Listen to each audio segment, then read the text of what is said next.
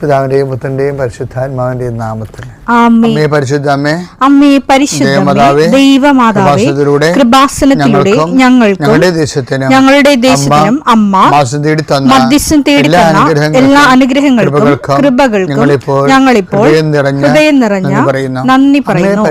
അമ്മേ പരിശുദ്ധമ്മേ ദൈവമാതാവേ, 2004 ഡിസംബർ 7 ഉച്ചകഴിഞ്ഞ് 2:30 കൃപാസനത്തിൽ സംഭവിച്ച അമ്മയുടെ പ്രത്യക്ഷപ്പെടലിനെ കുറിച്ച് തിരുസഭയ്ക്ക് സമർപ്പിച്ചിരിക്കുന്ന പഠനരേഖകളുടെ മേൽ സഭാത്മകമായ പഠനം ആരംഭിക്കുവാൻ ഞങ്ങൾ പ്രാർത്ഥിക്കുന്നു.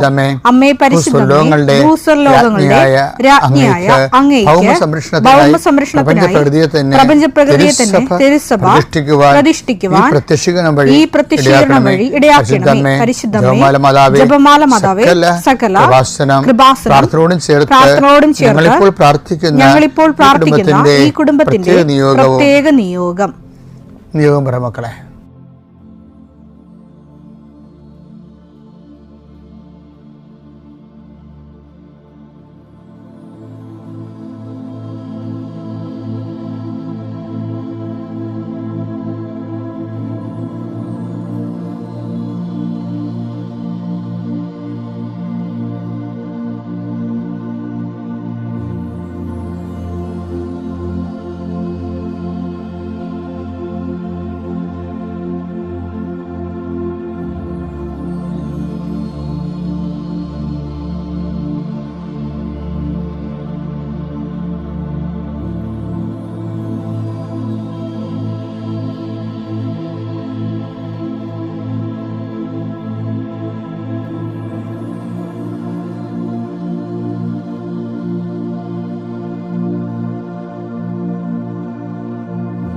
അമ്മയുടെ പ്രത്യക്ഷീകരണത്തിന്റെ ഈ അനുഗ്രഹവേളയിൽ ഞങ്ങൾക്ക് സാധിച്ചു തരുവാൻ കനിയണമേ. ആമേൻ. വിശ്വാസ പ്രമാണം. സർവശക്തനായ പിതാവും ആകാശത്തിന്റെയും ഭൂമിയുടെയും സൃഷ്ടാവുമായ ദൈവത്തിൽ ഞാൻ വിശ്വസിക്കുന്നു. അവിടുത്തെ ഏകപുത്രനും ഞങ്ങളുടെ കർത്താവുമായ ഈശോമിശിഹായിലും ഞാൻ വിശ്വസിക്കുന്നു. ഈ പുത്രൻ പരിശുദ്ധാത്മാവിനാൽ ഗർഭസ്ഥനായി കന്യകാമറിയത്തിൽ നിന്ന് പിറന്ന് പൊന്തിയോസ് പീലാത്തോസിന്റെ കാലത്ത് പീഡകൾ സഹിച്ച് കുരിശിൽ തറയ്ക്കപ്പെട്ട് മരിച്ച് അടക്കപ്പെട്ട് പാതാളങ്ങളിൽ ഇറങ്ങി മരിച്ചവരുടെ ഇടയിൽ നിന്ന് 3-ാം നാൾ ഉയർത്ത് സ്വർഗത്തിലേക്ക് എഴുന്നള്ളി സർവശക്തിയുള്ള പിതാവായ ദൈവത്തിന്റെ വലതുഭാഗത്തിരിക്കുന്നു. അവിടെ നിന്ന് ജീവിക്കുന്നവരെയും മരിച്ചവരെയും വിധിക്കുവാൻ വരുമെന്നും ഞാൻ വിശ്വസിക്കുന്നു. പരിശുദ്ധാത്മാവിലും ഞാൻ വിശ്വസിക്കുന്നു.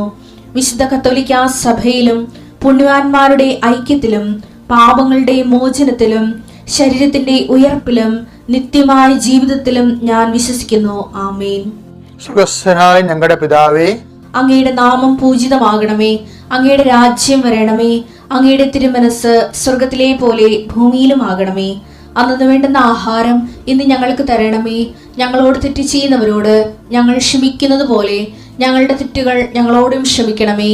ഞങ്ങളെ പ്രലോഭനത്തിൽ ഉൾപ്പെടുത്തരുതേ, തിന്മയിൽ ഞങ്ങൾ രക്ഷിക്കണമേ. ആമേൻ. നന്മ നിറഞ്ഞ മറിയമേ, സ്വസ്തി.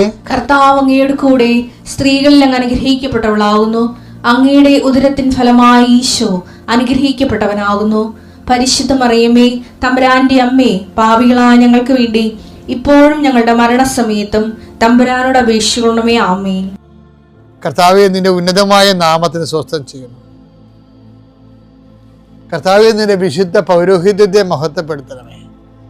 40 വർഷം അടിയൻ അങ്ങയുടെ തിരുസന്നിധിയിൽ അർപ്പിച്ച കൃപാന്റെ യുഗതിയാൽ കൃപാസ്ഥാനത്താരെ ജീവനോടെ പ്രത്യക്ഷപ്പെട്ട അമ്മയുടെ പരിശുദ്ധ അമ്മയുടെ മാധ്യസ്ഥത്തിൽ നടന്ന 10,000-കണക്കിന് ആരാധന ശക്തിയാൽ വർഷാവർഷം ഞങ്ങൾ നടത്തിയ ലക്ഷോപലക്ഷം മനുഷ്യർ പങ്കിട്ട് പ്രാർത്ഥിച്ച ജപമാല ശക്തിയുടെ അടിസ്ഥാനത്തിൽ അങ്ങയുടെ മക്കളുടെ കണ്ണുനീര് ഏറ്റെടുക്കണമേ. ഇന്നത്തെ ദിവസത്തിന് മുഴുവൻ വേദനകളെ, മുഴുവൻ ഭാരങ്ങളെ ഏറ്റെടുക്കണമേ എന്ന് പ്രാർത്ഥിക്കുന്നു.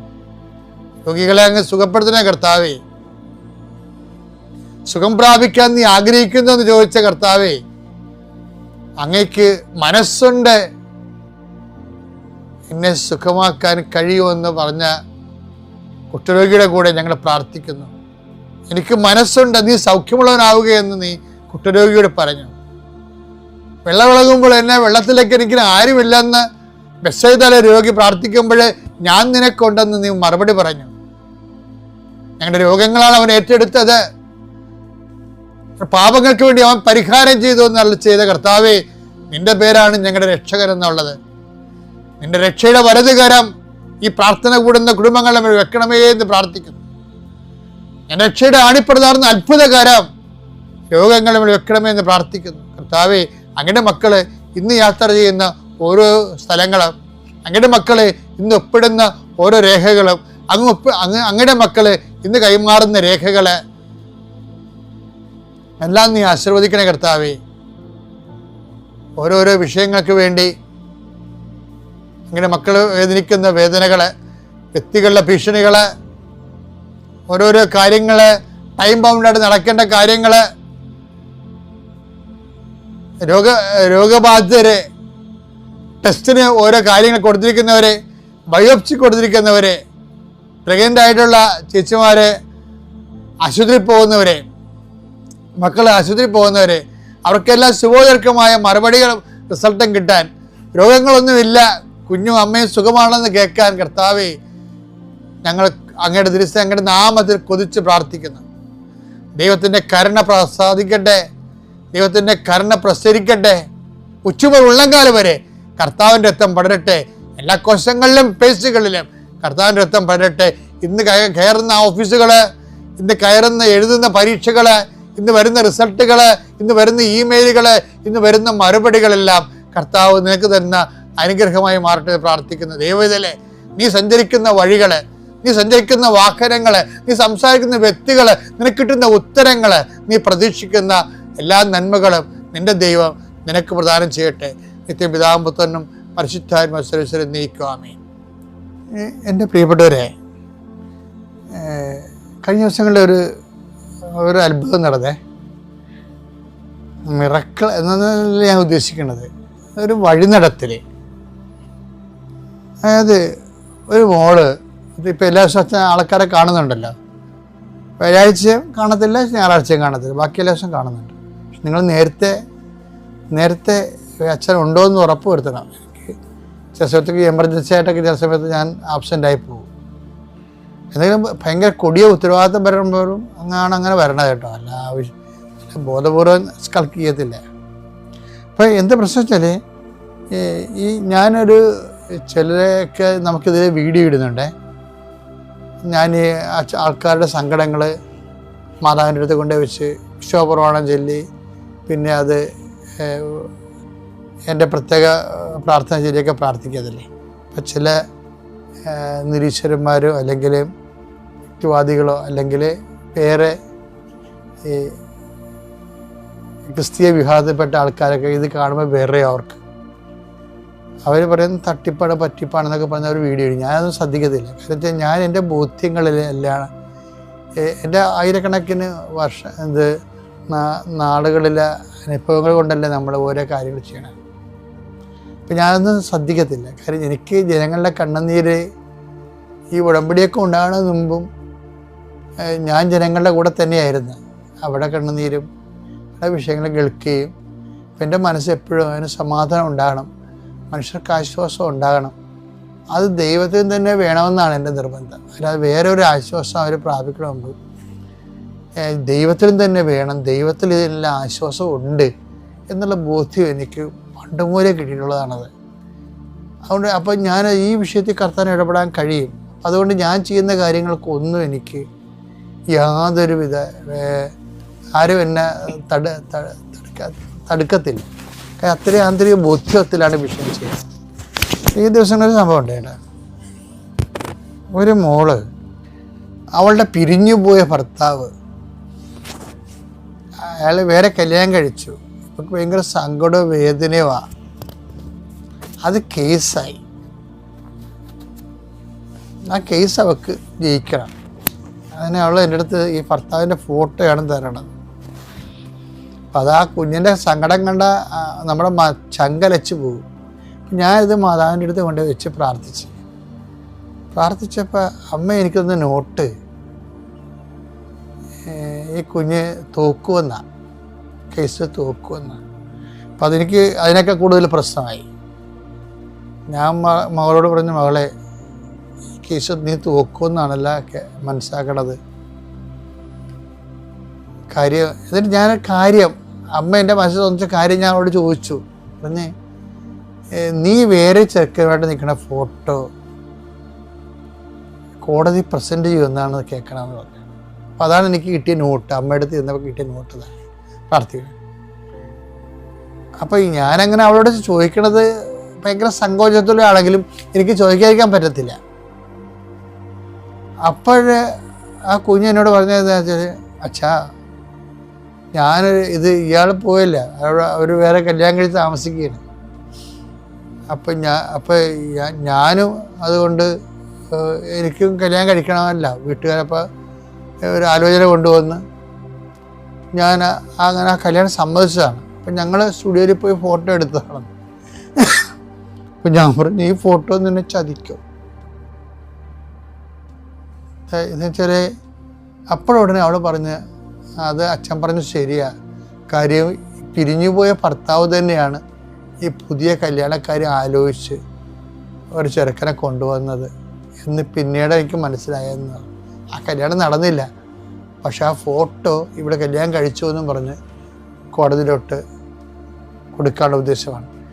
അതിൻ്റെ അടുത്ത കാര്യങ്ങളൊക്കെ പോയി കഴിഞ്ഞാൽ രേഖകളൊന്നും ഇല്ലല്ലോ, രജിസ്ട്രേഷൻ ഒന്നും നടന്നിട്ടില്ല, രേഖകളൊന്നുമില്ല. പക്ഷെ എങ്കിലും ഒരു സംശയം ഉന്നയിക്കാൻ, ഇവളുടെ മേൽ ഒരു ആരോപണം ഉന്നയിക്കാൻ അത് ആ ഫോട്ടോ മതിയാവും. പക്ഷെ ഞാൻ അപ്പം ഞാൻ പറഞ്ഞു, നീ ഉള്ള കാര്യം ജഡ്ജിനോട് പറയണം,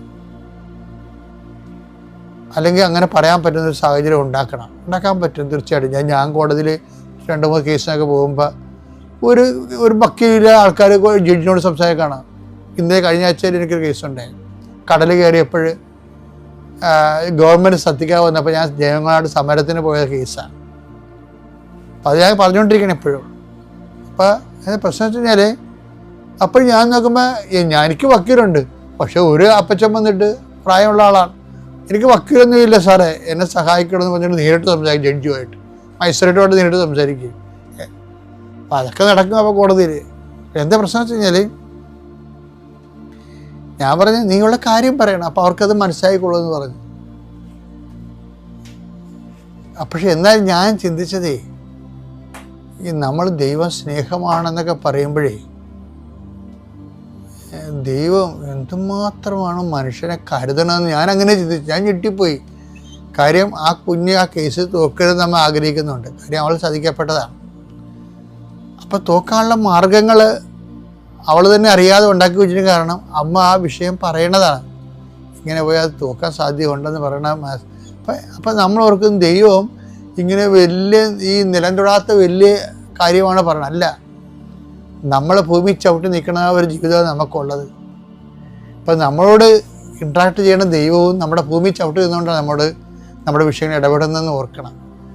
അപ്പം എൻ്റെ മക്കൾ എപ്പോഴും അവിടെ അതാണ് കുഴഞ്ഞ ചേറ്റിൽ നിന്ന് 40-ാം സങ്കീർത്തനം 40:2 ഭീകരമായ ഗർത്തത്തിൽ നിന്നും കുഴഞ്ഞ ചേറ്റിൽ നിന്നും അവിടുന്ന് എന്നെ കരകയറ്റി എന്റെ പാദങ്ങൾ പാറയിൽ ഉറപ്പിച്ചു കാൽവയ്പുകൾ സുരക്ഷിതമാക്കി. അപ്പൊ ദൈവത്തിന്റെ പണിയാണ് എന്താണ്? ഇപ്പൊ നമ്മൾ ഭൂമിയിൽ ചവിട്ടി നിൽക്കുന്ന ഒരു ജീവിതം നമുക്കുള്ളത്. നമ്മളെ രക്ഷിക്കാനും അനുദിനം കണ്ണുനീരൊപ്പാനും നമ്മുടെ ദൈവവും നമ്മുടെ ഭൂമി ചവിട്ടി നിൽക്കുകയാണ്. ആ ദൈവത്തിലെ ആശ്രയിക്കുന്നത് കൊണ്ടാണ് അവിടുന്ന് നമ്മുടെ ജീവിതത്തെ പാറയിൽ ഉറപ്പിച്ചു. എന്നുവെച്ചാൽ ആ ദൈവവചനം അനുസരിച്ച് ജീവിക്കണത് പാറയിൽ കാലുറച്ച് ചവിട്ടുന്ന തുല്യമാണ് ശരിക്കും പറഞ്ഞത്. ഒന്നുമില്ലെങ്കിൽ ഇപ്പം കഴിഞ്ഞ കാലങ്ങളിൽ അങ്ങനെയായി. പക്ഷേ ഈ കാലങ്ങളിൽ നീ ദൈവത്തിലേക്ക് തിരിച്ച് വന്നെങ്കിലും കർത്താവ് നീ നശിക്കാൻ ആഗ്രഹിക്കുന്നില്ല. ദൈവത്തിൻ്റെ ഒരാളെ അതാണ് എൻ്റെ നിർമ്മലൻ അഴിഞ്ഞു പോകാൻ അനുവദിക്കത്തില്ലെന്നൊരു വചനമില്ലേ? സങ്കീർത്തനം 16:10 അവിടുന്ന് എന്നെ പാതാളത്തിൽ തള്ളുകയില്ല അങ്ങയുടെ പരിശുദ്ധൻ ജീർണിക്കാൻ അനുവദിക്കുകയില്ല. അതാണ് ദൈവം. നമ്മൾ ദൈവത്തിന്റെ ആളായി കഴിഞ്ഞാൽ നമ്മൾ അഴിഞ്ഞു പോകാനാ തകരാനാ ദൈവം അനുവദിക്കത്തില്ല. 1 മണിക്കൂർ നേരത്തെ ദൈവത്തിൻ്റെ ആളാകാൻ നോക്കുക. എൻ്റെ പേര് ജിഷ പോള്. ഞാൻ വാളകത്തു നിന്നാണ് വരുന്നത്. മാതാവിനും ഈശോയ്ക്കും 1000 നന്ദി പറയുന്നു ഈ അൾത്താരയിൽ കയറി സാക്ഷ്യം പറയാൻ അനുവദിച്ചതിൽ. ഞാൻ 24/7/2022 ഇവിടെ വന്ന് ആദ്യമായി ഉടമ്പടി എടുക്കുന്നത്. ഇതെൻ്റെ 2ാമത്തെ സാക്ഷ്യമാണ്. എൻ്റെ മകൾ ജോന മരിയാജി, ഹസ്ബൻഡ് അജിമോൻ തോമസ് എന്നിവരാണ് എൻ്റെ കൂടെയുള്ളത്. എൻ്റെ മകൾക്ക് കിട്ടിയ അനുഗ്രഹത്തെക്കുറിച്ച് പറയാനാണ് ഞങ്ങളിവിടെ നിൽക്കുന്നത്. എൻ്റെ കുഞ്ഞ് +2 പഠിക്കുമ്പോൾ വളരെ ഉഴപ്പായിരുന്നു. അവൾക്ക് ആത്മീയത ഉണ്ടായിരുന്നില്ല. അപ്പം ഞാൻ ഉടമ്പടിയിൽ നിൽക്കുമ്പോൾ ഇതെല്ലാം ചെയ്യാൻ അവളെ നിർബന്ധിക്കുമായിരുന്നെങ്കിലും അവൾക്ക് യാതൊരു വിധത്തിലുള്ള ഇതും ഉണ്ടായില്ല. എൻ്റെ കൂടെ പ്രേക്ഷിത പ്രവർത്തനത്തിനൊക്കെ വരുമെങ്കിലും പ്രാർത്ഥനയിലൊട്ടും ആഴം ഉണ്ടായിരുന്നില്ല. അപ്പോൾ അത് ഞാൻ മാതാവിനോട് കരഞ്ഞ് പ്രാർത്ഥിക്കും. ഉടമ്പടിയിൽ വെച്ച് പ്രാർത്ഥിക്കുമ്പോൾ ഞാൻ പച്ചത്തിരി കത്തിച്ച് ഞാൻ പ്രാർത്ഥിച്ചപ്പോൾ വളരെയധികം സങ്കടത്തോടു കൂടി ഞാൻ പച്ചത്തിരി കത്തിച്ച് അത് പ്രാർത്ഥിച്ചപ്പോൾ എനിക്ക് പച്ചത്തിരിയിൽ ചെറിയൊരു ഹാർട്ടിൻ്റെ രൂപം വന്നു. അതിനുശേഷം അത് വലുതാവുകയും അതിനകത്ത് ഒരു ഭാഷയിൽ എന്തോ എഴുതി വന്നത് ഞാൻ കണ്ടു. പക്ഷേ ഇതെന്താണെന്ന് ഞങ്ങൾക്ക് മനസ്സിലായില്ല. പിന്നെ ഞങ്ങൾ അത് മാതാവിനോട് ചോദിച്ചു എന്താണ് ഇതെന്നുള്ളത് ഞങ്ങൾക്ക് അറിയില്ലാത്ത കാരണം പിന്നെ ഞങ്ങളെ തോന്നിച്ചു ഇത് ഹീബ്രു ഭാഷയിലൊന്ന് ചെക്ക് ചെയ്യാൻ പറഞ്ഞു. അങ്ങനെ ഹീബ്രു ഭാഷയിൽ ഞങ്ങളത് ചെക്ക് ചെയ്തപ്പോൾ അത് ജോനയുടെ പേരായിരുന്നു. അതിനകത്ത് എഴുതി വന്നത് ഇത് ജോനയുടെ പേരായിരുന്നു. ഇതിലൂടെ എനിക്ക് മനസ്സിലായി ഇവളുടെ പേര് യേശുവിൻ്റെ ഹൃദയത്തിലാണ് എഴുതിയിരിക്കുന്നതെന്ന് എനിക്ക് മനസ്സിലായി. പിന്നെ എനിക്ക് അവളെക്കുറിച്ച് വലിയ ടെൻഷനൊന്നും ഉണ്ടായിരുന്നില്ല. പക്ഷേ പഠിക്കാതെയും ഒക്കെ ആ പരീക്ഷയുടെ സമയത്തും ഒക്കെ ഭയങ്കര ഉഴപ്പായിരുന്നു. അപ്പോഴാണ് അവൾക്ക് ഉടമ്പടി എടുക്കണമെന്നൊരാഗ്രഹം വന്നത്. അത് മാതാവ് തോന്നിച്ചതാണ്. അങ്ങനെ ഉടമ്പടി എടുക്കാനായിട്ട് അവൾ തീരുമാനിച്ചു. ഞങ്ങൾ 2 പേരും ഇവിടെ വന്നു. അവൾ ഉടമ്പടി എടുത്ത് അവൾക്ക് കിട്ടിയ അനുഗ്രഹത്തെക്കുറിച്ചും അതുപോലെ തന്നെ അവൾക്ക് ദൈവം കൊടുത്ത വലിയ കൃപയെക്കുറിച്ചും എൻ്റെ മകൾ പറയുന്നതാണ്. ഞാൻ അവൾക്ക് മൈക്ക് കൊടുക്കുകയാണ്. എൻ്റെ പേര് ജോന മരിയാജി. എനിക്ക് 18 വയസ്സാണ്. ഞാൻ ഇവിടെ വന്ന് ആദ്യമായിട്ട് ഉടമ്പടി എടുക്കുന്നത് 15/3/2025 ഞാനിവിടെ ഉടമ്പടി എടുക്കാനുണ്ടായ കാരണം എൻ്റെ +2 എക്സാം തന്നെയായിരുന്നു. എൻ്റെ +2 എക്സാം എനിക്ക് ഭയങ്കര പാടായിരുന്നു. ഞാൻ ഉടമ്പടി എടുക്കുന്നത് എൻ്റെ ലാസ്റ്റ് എക്സാമിന് ബയോളജി ആയ ലാസ്റ്റ് എക്സാമിന് തൊട്ട് മുമ്പ് വന്നിട്ടാണ്. ഞാൻ ഉടമ്പടി എടുത്തു. ഞാൻ കാശരൂപവും ഉപ്പും തേനും വെച്ച് പ്രാർത്ഥിച്ച് ഞാൻ എല്ലാ എക്സാംസിനും അങ്ങനെയാണ് ഞാൻ ചെയ്തത്. ലാസ്റ്റ് ബയോളജി എക്സാം ശരിക്കും മാതാവ് എനിക്ക് പറഞ്ഞു തന്നാണ് ഞാൻ എഴുതിയത്. കാരണം എന്താണെന്ന് വെച്ചാൽ ലാസ്റ്റ് എക്സാമിന് രാവിലെ മുമ്പ് ഞാൻ ഈ പോർഷൻസ് എല്ലാം റിവൈസ് ചെയ്യുമ്പോൾ എല്ലാം എനിക്ക് ബ്ലാങ്കാണ്. എന്ത് ക്വസ്റ്റ്യൻ വന്നാലും എനിക്കൊന്നും ചെയ്യാൻ പറ്റാത്തൊരവസ്ഥയിലാണ് ഞാൻ നിന്നത്. അങ്ങനെ ഞാൻ പോയി എക്സാം എഴുതി. ആ എക്സാമിന് എനിക്ക് 94ഉം ബാക്കി എല്ലാ എക്സാംസിനും ഞാൻ ആഗ്രഹിച്ചതിനേക്കാൾ കൂടുതൽ മാർക്കാണ് എനിക്ക് തന്നത്. അതിന് മാതാവിനും തിരുക്കുമാരനും 1000 നന്ദി പറയുന്നു. എൻ്റെ 2ാമത്തെ കാര്യം എന്താണെന്ന് വെച്ചാൽ എനിക്ക് പുറത്തേക്ക് പോകാനൊരു ആഗ്രഹം ഉണ്ടായിരുന്നു. പക്ഷേ എന്ത് ചെയ്യണം എന്ത് ആക്കണം എന്നൊന്നും എനിക്കറിയില്ലായിരുന്നു. അങ്ങനെ എൻ്റെ ഫ്യൂച്ചറിനെ പറ്റി എനിക്കൊരു പ്ലാൻ ഇല്ലാതിരുന്ന സമയത്ത് ഞാൻ പ്രാർത്ഥിച്ചിരുന്നത് ഏശയ്യാ 45-ന്റെ 2-3 വാക്യങ്ങളാണ്. ആകയാൽ കർത്താവ് നിനക്ക് മുമ്പേ പോയി മലകൾ നിരപ്പാക്കുകയും പിച്ചളവാതികൾ തകർക്കുകയും ഇരുമ്പോടാമ്പലും ഒടുക്കുകയും ചെയ്യും. ഞാൻ നിൻ്റെ ദൈവമാണെന്ന് നീ അറിയേണ്ടതിന് അന്ധകാരത്തിലെ നിധികളും ധനശേഖരവും ഞാൻ നിനക്ക് നൽകും. ഈ പ്രാർത്ഥന ഞാൻ എന്നും പ്രാർത്ഥിക്കുമായിരുന്നു. അങ്ങനെ പപ്പയുടെ ഒരു കൂട്ടുകാരൻ വഴി ഞങ്ങളൊരു ഏജൻസീനെ പരിചയപ്പെട്ടു. ആ ഏജൻസിയിൽ പോണതിന് മുമ്പ് ഞാൻ കൃപാസനത്തിൻ്റെ ഇവിടെ വന്ന് അൾത്താരയിൽ മുട്ടുകുത്തി നിന്നിട്ട് ഞാൻ മാതാവിനോടും യേശുവിനോടും പറഞ്ഞു, നിനക്ക് ഇഷ്ടമുണ്ടെങ്കിൽ മാത്രമേ ഞാൻ പോകത്തുള്ളൂ.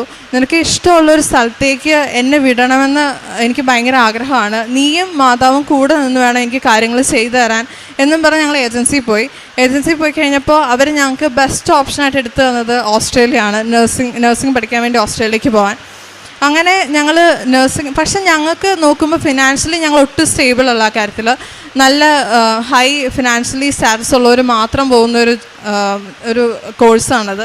പക്ഷേ മാതാവിൻ്റെ യേശുവിൻ്റെ ഉറപ്പിൽ ഞാനും എൻ്റെ വീട്ടുകാരും അങ്ങനെ അത് പ്രൊസീഡ് ചെയ്യാമെന്ന് വെച്ചു. അങ്ങനെ എൻ്റെ ആദ്യത്തെ കടമ എന്ന് പറയുന്നത് ഞാൻ IELTS എഴുതാൻ പോയതാണ്. IELTS എഴുതാൻ പോയ ടൈമിൽ ഞാൻ അത്യാവശ്യം നല്ലോണം ഇംഗ്ലീഷ് പറയും. ഞാൻ ചെറുപ്പം തൊട്ടേ അങ്ങനെയാണ് വന്നത്. അത് മാത്രമല്ല ഞാൻ ഒരു CBSE സ്കൂളിലാണ് പഠിച്ചത്. അത് മാത്രമല്ല ഇവിടെ ഞാൻ എപ്പോഴും സാക്ഷ്യം കേൾക്കുമ്പോൾ 7-8 പ്രാവശ്യമൊക്കെ IELTS എഴുതുമ്പോൾ ഞാൻ വിചാരിക്കും എൻ്റെ കാര്യത്തിൽ അങ്ങനെയൊന്നും വരില്ല, എനിക്ക് ആകെ വിസ പ്രോസസ്സിങ്ങിൽ മാത്രമായിരിക്കും ചിലപ്പോൾ പ്രശ്നം വരുള്ളൂ. IELTS ഒക്കെ ഞാൻ ഈസി ആയിട്ട് പാസ്സാവുന്നതായിരുന്നു. അങ്ങനെ എൻ്റെ ആദ്യത്തെ എക്സാം വന്നു. ആദ്യത്തെ എക്സാം വന്നപ്പോൾ ഞാനിവിടെ അച്ഛനെ കണ്ടതാണ്. പക്ഷേ എൻ്റെ ഉള്ളിൽ എൻ്റെ മെറിറ്റായിരുന്നു എനിക്കെല്ലാം. എനിക്ക് മെറിറ്റ് ഉണ്ടായിരുന്നു. അപ്പോൾ എനിക്ക് എന്തായാലും കിട്ടുമെന്നായിരുന്നു എൻ്റെ ഉറപ്പ്. അങ്ങനെ ഞാൻ ആദ്യത്തെ എക്സാം എഴുതി. എനിക്ക് ഭയങ്കര എളുപ്പമായിരുന്നു, എനിക്ക് കിട്ടുമെന്നായിരുന്നു ഉറപ്പ്. പക്ഷേ എനിക്ക് ഇൻഡിവിജ്വൽ 7 വേണ്ടടുത്ത് ഒരെണ്ണത്തിന് മാത്രം 6.5, ബാക്കി എല്ലാത്തിനും 8ഉം 7.5 മാർക്ക് ഉണ്ടെങ്കിൽ എനിക്ക് ഇതിന് മാത്രം 6.5 ആയിപ്പോയി. അങ്ങനെ ഞാൻ രണ്ടാമത് എഴുതി, മൂന്നാമത് എഴുതി, അതും കിട്ടിയില്ല. അത് കഴിഞ്ഞ് ഞാൻ പിന്നെ അതെല്ലാം 0.5 പോകുന്നത്. അത് കഴിഞ്ഞ് ലാസ്റ്റ് ഞാൻ PG എഴുതാൻ നോക്കി. PG എഴുതാൻ നോക്കിയപ്പോൾ പെട്ടെന്ന് തന്നെ അവർ റൂളും ചേഞ്ച് ചെയ്തു, അത് പിന്നെയും ഡിഫിക്കൽട്ടാക്കി. അങ്ങനെ എനിക്ക് PGയും ആദ്യത്തെ തവണ ഭയങ്കര എളുപ്പമായിരുന്നു, അതും എനിക്ക് കിട്ടിയില്ല. അങ്ങനെ കഴിഞ്ഞപ്പോൾ ഞാൻ ഭയങ്കര ഡിസപ്പോയിൻറ്റഡ് ആയിപ്പോയി. ഇനി ഞാൻ എന്ത് ചെയ്യണം, ഇനി ഇത് ഡ്രോപ്പ് ഔട്ട് ആക്കണം ഓസ്ട്രേലിയ, എനിക്കൊന്നും അറിയില്ല. അങ്ങനെ ഞാൻ മാതാവിൻ്റെ അടുത്ത് ഇവിടെ ഞാൻ വീണ്ടും അച്ഛനെ കാണാൻ വേണ്ടി വന്നു. അച്ഛനെ കാണാൻ വേണ്ടി ആ ഓഫീസിൻ്റെ അവിടെ നിൽക്കുമ്പോൾ അത് കഴിഞ്ഞ് ഞാൻ ഓഫീസിൽ നിന്ന് ടോക്കൺ എടുത്ത് ഇവിടെ വന്ന് അച്ഛനെ കണ്ടു. അച്ഛനെ കണ്ടു കഴിഞ്ഞപ്പോൾ എനിക്ക് ഭയങ്കരമായിട്ട് സങ്കടം വന്നിട്ട് ഞാൻ ഭയങ്കരമായിട്ട് കരഞ്ഞു. അപ്പോൾ അച്ഛൻ ചോദിച്ചു എന്താ പറ്റി. അപ്പോൾ ഞാൻ പറഞ്ഞു 3 പ്രാവശ്യം IELTS എഴുതി, ഞാൻ 1 പ്രാവശ്യം PG എഴുതി, എന്നിട്ടും കിട്ടിയില്ല, ഇനി എന്ത് ചെയ്യണമെന്ന് എനിക്കറിയില്ല. അങ്ങനെ പറഞ്ഞു കഴിഞ്ഞപ്പോൾ ഞാൻ ഇവിടെ അച്ഛൻ എൻ്റെ അടുത്ത് പറഞ്ഞു സാരമില്ല എന്ന് പറഞ്ഞ് എൻ്റെ കവിളിൽ തട്ടി. അങ്ങനെ ഞാൻ പോയി ലാസ്റ്റ് എക്സാം ഒരു ഇതും ഇല്ലാതെ ഞാൻ എഴുതിയത്. ഞാൻ പഠിച്ചില്ല, ഞാൻ ആകെ പ്രാർത്ഥിച്ചിട്ട് മാത്രമേ ഉള്ളൂ. അങ്ങനെ ഞാൻ എക്സാം എഴുതി. അതിനകത്ത് PG എഴുതുന്നവർക്കറിയാം ഔട്ട് ഓഫ് 90 ആണ് ഈ PGയുടെ മാർക്ക് സ്കോർ വരുന്നത്. അങ്ങനെ എനിക്ക് ഓവറോൾ 90 ആയിരുന്നു സ്കോർ എൻ്റെ. അതെനിക്ക് വലിയൊരു മിറക്കിളായിരുന്നു. കാരണം എനിക്കറിയാം ഞാൻ ആ എക്സാമിൽ അധികം ഒന്നും എഴുതിയിട്ടില്ല. എനിക്ക് ഔട്ട് ഓഫ് ഫുള്ള് കിട്ടാനുള്ളത് ഉറപ്പായിട്ട് എഴുതിയിട്ടുണ്ടാവില്ല. അങ്ങനെ അത് വലിയൊരു മിറക്കിളായിരുന്നു എനിക്ക്. മാതാവിനും തിരുക്കുമാരനും 1000 നന്ദി പറയുന്നു. അടുത്തൊരു കാര്യം എന്താണെന്ന് വെച്ചാൽ എൻ്റെ വീടിൻ്റെ നിലം കരയാക്കുന്നതിൻ്റെ കാര്യമായിരുന്നു. അത് ഞങ്ങൾ ആപ്ലിക്കേഷൻ കൊടുത്തത് മാർച്ചിലാണ്. പക്ഷേ ഞങ്ങളിതൊന്നും അറിഞ്ഞിട്ടല്ല ആപ്ലിക്കേഷൻ കൊടുക്കുന്നത്. പക്ഷേ അത് ഞങ്ങൾക്കൊരു 1.5 ഇയേഴ്സിലാണ് ഞങ്ങൾക്കത് കിട്ടത്തുള്ളൂ. അപ്പോൾ ഇതെന്തായാലും ഞങ്ങൾക്ക് ഓൾറെഡി ഒരു കസിൻ ഉണ്ട്, ഇങ്ങനെ 1.5 ഇയേഴ്സ് എടുത്തുകൊണ്ട് അവർ ഓസ്ട്രേലിയ ഡ്രോപ്പ് ആക്കിയ കസിൻ ഉണ്ട്. അത് പക്ഷേ എൻ്റെ ബർത്ത്ഡേ 29 ഓഗസ്റ്റ് 2025 എനിക്കിത് തരണമെന്നും പറഞ്ഞ് ഞാൻ പ്രാർത്ഥിച്ചിരുന്നു. അതേ ദിവസം എനിക്ക് ഈ ഇൻകം ടാക്സ് പേയ്മെൻറ്റും അടച്ച് എനിക്ക് ഈ നിലം കരയാക്കിയത് എനിക്ക് തന്നു മാതാവ്. അതിൻ്റെ ഒരു വലിയൊരു കാര്യം എന്താണെന്ന് വെച്ചാൽ എൻ്റെ പപ്പ എപ്പോഴും ഏത് ഓഫീസിൽ, പഞ്ചായത്ത് ഓഫീസിലോ RTO ഓഫീസിലോ എവിടെ പോയാലും പപ്പ ഉപ്പും തേനും ഉപ്പും അവിടെ വിശ്വാസ പ്രമാണം ചൊല്ലി ഇടുമായിരുന്നു. തേനും അപ്പനും ഉപയോഗിക്കുമായിരുന്നു. എല്ലാ ഡോക്യുമെൻറ്റ്സിലും തൈലം ഉപയോഗിച്ച് പ്രാർത്ഥിക്കുമായിരുന്നു. അതുകൊണ്ടാണ് ഭയങ്കര ടൈം ഷോർട്ടനിങ്. ഏകദേശം ഒരു 5 മാസത്തിലാണ് ഞങ്ങൾക്കത് കിട്ടിയത്. ഒരു 1.5 വർഷം എടുക്കേണ്ട കാര്യം ഒരു 5 മാസത്തിൽ. അതിന് മാതാവിന് യേശുവിനും തിരുക്കുമാരനും 1000 നന്ദി പറയുന്നു. ഇനി അടുത്തൊരു കാര്യം ലോണിൻ്റെ കാര്യമായിരുന്നു. എൻ്റെ ഫ്രണ്ട്സ് എല്ലാവരും ലോണിൻ്റെ കാര്യത്തിൽ ഓടി നടക്കുന്നത് ഞാൻ കണ്ടിട്ടുണ്ട്. അവർക്കൊക്കെ 1 മാസത്തിലൊക്കെയാണ് അവർക്കത് ലോൺ പാസ്സാവുന്നത്. അപ്പോൾ 1 മാസം എടുക്കുമ്പോഴത്തെ പ്രശ്നം എന്താണെന്ന് വെച്ചാൽ എനിക്ക് യൂണിവേഴ്സിറ്റിയിൽ സീറ്റ് കിട്ടാനായിട്ട് പറ്റില്ല. അപ്പം ഞാൻ മാതാവിൻ്റെ അടുത്ത് പപ്പ എപ്പോഴും ഈ ബാങ്കുകളിൽ പോകുമ്പോൾ ഇതുപോലെ തന്നെ ഉപ്പിട്ട് പ്രാർത്ഥിക്കാമായിരുന്നു, വിശ്വാസപ്രമാണം ചൊല്ലി. പിന്നെ എല്ലാ ഡോക്യുമെൻറ്റ്സിലും തൈലം ഉപയോഗിക്കുമായിരുന്നു. അതുകൊണ്ട് എൻ്റെ ആദ്യത്തെ PT എക്സാം പാസ്സാവുന്നതിന് തൊട്ട് മുമ്പ് അവർ ഞങ്ങൾക്ക് ലോൺ സാങ്ഷൻ ആക്കി വെച്ചു. എന്നിട്ട് PTയുടെ മാർക്ക് ലിസ്റ്റ് മാത്രം കൊണ്ടുവന്നാൽ മതി എന്ന് പറഞ്ഞു. അങ്ങനെ അവർ അത് പാസ്സാവാത്തതുകൊണ്ട് രണ്ടാമത്തെ PT എക്സാം വരെ അവർ ഹോൾഡ് ചെയ്ത് വെച്ചു. ഒരു ബാങ്കുകാരും ഒരിക്കലും അങ്ങനെ ചെയ്യത്തില്ല. എല്ലാം പാസ്സായി ഒരു ഡോക്യുമെൻറ്റിനോട് ചെന്നാൽ മാത്രമേ അത് ചെയ്യുള്ളൂ. അതുകൊണ്ട് ഞങ്ങൾക്ക് ഭയങ്കര ഒരു അനുഗ്രഹമായിരുന്നു അത്. അതുകൊണ്ട് ഞങ്ങൾക്കത് പെട്ടെന്ന് സീറ്റ് എടുക്കാൻ പറ്റി. അടുത്തത് എൻ്റെ GS അസസ്മെൻറ്റിൻ്റെയും CEO വരുന്നതിൻ്റെയും കാര്യമായിരുന്നു. അങ്ങനെ CEO വരുന്നതിൻ്റെ കാര്യത്തിൽ അങ്ങനെ ഞങ്ങൾ വെച്ചു, അതും വന്നു. അത് കഴിഞ്ഞ് ഞങ്ങൾ പേയ്മെൻറ്റ് അടയ്ക്കുന്ന കാര്യത്തിലേക്ക് എത്തി. പേയ്മെൻറ്റ് അടച്ചപ്പോൾ ഞങ്ങൾക്കൊരു ആദ്യത്തെ പേയ്മെൻറ്റ് ഡിക്ലൈൻ ആയിപ്പോയി. കാരണം എന്താണെന്ന് വെച്ചാൽ എൻ്റെ പാൻ കാർഡ് ഞാൻ മൈനറിൽ നിന്ന് മേജർ ആക്കിയിട്ടില്ല. അതിനെക്കുറിച്ച് ഞങ്ങൾ ആലോചിച്ചിട്ട് പോലും ഉണ്ടായിരുന്നില്ല. പക്ഷേ മാതാവ് അത് കാണിച്ചത് എന്താണെന്ന് വെച്ചാൽ ഈ പാൻ കാർഡിൻ്റെ കാര്യം ഭയങ്കര ഇമ്പോർട്ടൻറ്റ് ഡോക്യുമെൻ്റാണ് വിസയ്ക്ക് വയ്ക്കുമ്പോൾ. അത് ഞങ്ങളിപ്പോൾ ശ്രദ്ധിച്ചില്ലെങ്കിൽ അത് വെച്ച് വിസയ്ക്ക് വെച്ച് കഴിഞ്ഞാൽ ചിലപ്പോൾ വിസ റിജക്റ്റ് ആയി പോകാനുള്ള ചാൻസ് ഉള്ളതുകൊണ്ട് ഞങ്ങൾക്ക് മാതാവ് അത് മുമ്പേ നടന്ന് ഞങ്ങൾക്കത് കാണിച്ചു തരുവാണ് ചെയ്തത്. അതിന് മാതാവിനും തിരുക്കുമാരനും 1000 നന്ദി പറയുന്നു. അങ്ങനെ ഞങ്ങൾ പേയ്മെൻറ്റ് അടച്ചു. അടുത്തത് ഞങ്ങൾ ഇവിടെ ഒരു ഡിസംബർ 4 ഇവിടെ കൃപാസനത്തിൽ പത്രം വാങ്ങാൻ വേണ്ടി വന്നതാണ്. അപ്പോൾ പെട്ടെന്ന് ഞങ്ങളുടെ ഏജൻസിയിൽ നിന്ന് പറയുകയാണ് ഞങ്ങൾക്ക് വിസയുടെ ആപ്ലിക്കേഷൻ അയച്ചു തരാം, നിങ്ങൾ പെട്ടെന്ന് ചെക്ക് ചെയ്തിട്ട് കൊടുക്കാനുള്ളത് നോക്കാൻ പറഞ്ഞു. അപ്പം ഞങ്ങൾ പെട്ടെന്ന് ഇവിടെ നിന്ന് പോയി ഫോട്ടോസ്റ്റാറ്റ് എടുക്കാൻ വേണ്ടിയിട്ട് ഇവിടുന്ന് ഫോട്ടോസ്റ്റാറ്റ് എടുത്ത് ഓഫീസിൽ നിൽക്കുവാണ് അച്ഛൻ്റെ ടോക്കൺ എടുക്കാൻ വേണ്ടി. അപ്പോൾ എനിക്കൊരു വചനം കിട്ടി, എബ്രായർ 13:6. അത് ആകയാൽ ദൈവം നിനക്ക് തുണ, നീ പേടിക്കേണ്ട, മനുഷ്യർ നിന്നോട് എന്ത് ചെയ്യും, അതായിരുന്നു ആ വചനം. അപ്പം തന്നെ എനിക്ക് ഭയങ്കര ഒരു പ്രത്യാശയായി. അങ്ങനെ ഞാൻ അച്ഛനെ കണ്ടു. അച്ഛനെ കണ്ടു കഴിഞ്ഞപ്പോഴത്തേക്കും അച്ഛൻ തന്ന കാശ് രൂപം വെച്ച് ഇവിടെ വെച്ച് തന്നെ ഞാൻ വിസയുടെ കാര്യങ്ങളൊക്കെ അയച്ചു, പേയ്മെൻറ്റും അടച്ചു, എല്ലാം കഴിഞ്ഞു പോയി. അത് കഴിഞ്ഞ് 1 മാസം എടുത്തു. 1 മാസം കഴിഞ്ഞു, വിസ വന്നില്ല. അപ്പോൾ അത് കഴിഞ്ഞിട്ട് പിന്നെ ഒരു ജാനുവരി 6 ഞാൻ രാവിലെ എൻ്റെ വീടിൻ്റെ അടുത്തൊരു ബദനി മഠം എന്ന് പറയുന്നൊരു മഠമുണ്ട്. അവിടെ ഇങ്ങനെ ഞാൻ ഇടയ്ക്ക് ഇങ്ങനെ സഹായിക്കാൻ, അവിടെ ഇങ്ങനെ മെൻ്റൽ അങ്ങനെയുള്ള ആൾക്കാരാണ് കൂടുതലും കിടക്കുന്നത്. അപ്പോൾ അവർക്ക് വേണ്ടിയിട്ട് ഭക്ഷണം കൊടുക്കാനും അവരുടെ നഖം വെട്ടി കൊടുക്കാനും ഒക്കെ ഞാൻ ഇടയ്ക്ക് പോകുമായിരുന്നു. അങ്ങനെ അന്ന് രാവിലെ ഞാൻ അതിന് പോയി. അത് കഴിഞ്ഞ് വൈകുന്നേരം ഞാൻ പള്ളിയിൽ കുർബാനയ്ക്ക് പോയി. അത് കഴിഞ്ഞ് നേരെ ഞാൻ കൃപാസന പത്രം ഞാൻ വഴിക്കട നടന്ന് കൊടുത്തുകൊണ്ടിരിക്കുക. അപ്പോഴാണ് പെട്ടെന്ന് എൻ്റെ അമ്മ വിളിക്കുന്നത്. അമ്മ വിളിച്ചിട്ട് പറഞ്ഞു, എൻ്റെ വിസ വന്നു എന്ന്. പറഞ്ഞാൽ 1 മാസമായിട്ട് ഞാൻ കാത്തിരുന്ന വിസ ആ ദിവസമാണ് വന്നത്. ആ ദിവസത്തിൻ്റെ പ്രത്യേകത എന്താണെന്ന് വെച്ചാൽ അന്നായിരുന്നു ദനഹ പെരുന്നാൾ. അപ്പോൾ എനിക്കത് ഭയങ്കര ഒരു വലിയ കാര്യമായിരുന്നു. കാരണം എന്താണെന്ന് വെച്ചാൽ കർത്താവിനോട് റിലേറ്റായി നിൽക്കുന്ന ഒരു ദിവസം തന്നെ വരികയും ചെയ്തു. പിന്നെ ഞാൻ പ്രാർത്ഥിച്ചുകൊണ്ടിരുന്ന 7-ാം തീയതിക്കുള്ളിൽ, 7-ാം തീയതിക്ക് മുമ്പായിട്ട് എനിക്ക് എങ്ങനെയെങ്കിലും വിസ വരണം. കാരണം അത് സാക്ഷ്യത്തിൽ പറയുമ്പോൾ മാതാവിനോടനുബന്ധിച്ച് പറയാൻ വേണ്ടിയിട്ട് ഞാൻ എപ്പോഴും പ്രാർത്ഥിക്കുമായിരുന്നു അതിന് വേണ്ടിയിട്ട്. അതുകൊണ്ട് മാതാവിനും യേശുവിനും കോടാനുകൂടി നന്ദി പറയുന്നു. എൻ്റെ ടിക്കറ്റ് വന്നേക്കുന്നത് ഫെബ്രുവരി 5 അപ്പോൾ എനിക്ക് ഭയങ്കര സന്തോഷമുണ്ട് ഈ കാര്യങ്ങൾ മാതാവ് എനിക്ക് വേണ്ടി ചെയ്തു തന്നതിൽ. മാതാവിനും തിരുക്കുമാരനും കോടാനുകൂടി നന്ദി പറയുന്നു. പിന്നെ എനിക്ക് വലിയ 2 കാര്യം പറയാനുള്ളത്. ഒരു ദിവസം ഞാൻ ബസ്സിൽ യാത്ര ചെയ്തുകൊണ്ടിരുന്ന ടൈമിൽ എൻ്റെ അടുത്ത് ഈ മാതാവിൻ്റെ അതേ കളറുള്ള ഒരു കന്യാസ്ത്രീ എൻ്റെ അടുത്ത് വന്നിരുന്നു. അതിൻ്റെ ബാഗും കയ്യിലുള്ള എല്ലാ സാധനവും അതേ കളറ്. അപ്പോൾ എനിക്ക് പെട്ടെന്ന് ഇങ്ങനെ ഞാൻ അതായിട്ട് കണക്ട് ചെയ്തപ്പോൾ ഇനി മാതാവാണോ എന്ന് എനിക്ക് തോന്നി. അപ്പോൾ എൻ്റെ അടുത്ത് വന്നിങ്ങനെ ഇരുന്ന് എൻ്റെ അടുത്ത് ഇങ്ങനെ കുറേ കാര്യങ്ങൾ ഇങ്ങനെ സംസാരിക്കേണ്ട. പക്ഷെ എനിക്ക് തിരിച്ചൊന്നും മിണ്ടാൻ പറ്റില്ല. കാരണം ഉള്ളിൽ എനിക്ക് അതിയായ സന്തോഷം ഇങ്ങനെ നിറഞ്ഞിട്ട് എനിക്കൊന്നും പറയാൻ പറ്റില്ല അങ്ങോട്ട്. അപ്പം ഞാനിങ്ങനെ എന്തായിരിക്കും ഇതെന്ന് പറഞ്ഞു കഴിഞ്ഞപ്പോഴത്തേക്കും ഞാൻ പുറത്ത്, എനിക്കറിയാം മാതാവാണി വന്നിരിക്കണേന്ന് എനിക്കറിയാം. പക്ഷേ എനിക്ക് എൻ്റെ ആഗ്രഹങ്ങളൊന്നും പറയാൻ സാധിക്കണില്ല. പക്ഷെ ഞാൻ ഉള്ളിൽ ഇങ്ങനെ പറഞ്ഞു, എനിക്കിങ്ങനെ ആഗ്രഹങ്ങളുണ്ട്. അത് മാത്രമല്ല മാതാവ് ഇങ്ങനെ ആ ആഗ്രഹങ്ങൾ ഞാൻ ഉള്ളിൽ പറഞ്ഞു. അപ്പോൾ എൻ്റെ അടുത്തിരുന്ന് മാതാവ് ഇങ്ങനെ ചിരിച്ചു. അപ്പോൾ എനിക്ക് മനസ്സിലായി ഇത് മാതാവ് തന്നെയാണ് വന്നത് എൻ്റെ അടുത്ത്. എന്നിട്ട് മാതാവ് എനിക്ക് പോണതിന് മുമ്പ് ഉമ്മയൊക്കെ തന്ന് അങ്ങനെ ഭയങ്കര ഹാപ്പി ആയിരുന്നു ഞാൻ ആ സമയത്ത്. പിന്നെ 2-ാമത്തെ ഒരു കാര്യം എന്താണെന്ന് വെച്ചാൽ ഞാനൊരു സ്വപ്നം കണ്ടു. സ്വപ്നം കണ്ട എന്താണെന്ന് വെച്ചാൽ ഞാനിങ്ങനെ മുട്ടുകുത്തി നിൽക്കുവാണ് കർത്താവ് കുരിശിൽ കിടക്കുമ്പോൾ. അപ്പോൾ ഞാനിങ്ങനെ മുട്ടുകുത്തി നിൽക്കുമ്പോൾ കർത്താവിൻ്റെ കുരിശ് നേരെ ഇങ്ങനെ വീണ് കഴിഞ്ഞപ്പോൾ എനിക്ക് ഭയങ്കരമായിട്ട് ട്രംബ്ലിങ് ഫീൽ ചെയ്തു. അങ്ങനെ ഞാൻ ട്രംബ്ലിങ് ഇങ്ങനെ ഫീൽ ചെയ്ത് കഴിഞ്ഞപ്പോൾ ഞാൻ ഭയങ്കരമായിട്ട് ഇങ്ങനെ ഞാൻ നിലത്ത് കിടന്നിങ്ങനെ കരയുവാണ്. അങ്ങനെ കരഞ്ഞു കഴിഞ്ഞപ്പോൾ 2 മാലാഖമാർ എൻ്റെ അടുത്ത് വന്നു, എന്നെ ആശ്വസിപ്പിച്ചു. ഇത്രയായിരുന്നു എൻ്റെ സ്വപ്നം. അങ്ങനെ ആ സ്വപ്നം കണ്ടു. അത് കഴിഞ്ഞ് എനിക്ക് പെട്ടെന്ന് തന്നെ ഒരു ഫുഡ് പോയ്സൺ അടിച്ചു. ഞാൻ 2-3 വർഷത്തിനുള്ള ഒരിക്കലും ഞാൻ അഡ്മിറ്റ് ആയിട്ടില്ല ഹോസ്പിറ്റലിൽ. പക്ഷേ അമ്മയ്ക്കും വന്നു, എൻ്റെ അനിയത്തിക്കും വന്നു. അവർക്കൊക്കെ ഒരു 2-3 ദിവസത്തിനുള്ളിൽ മാറി.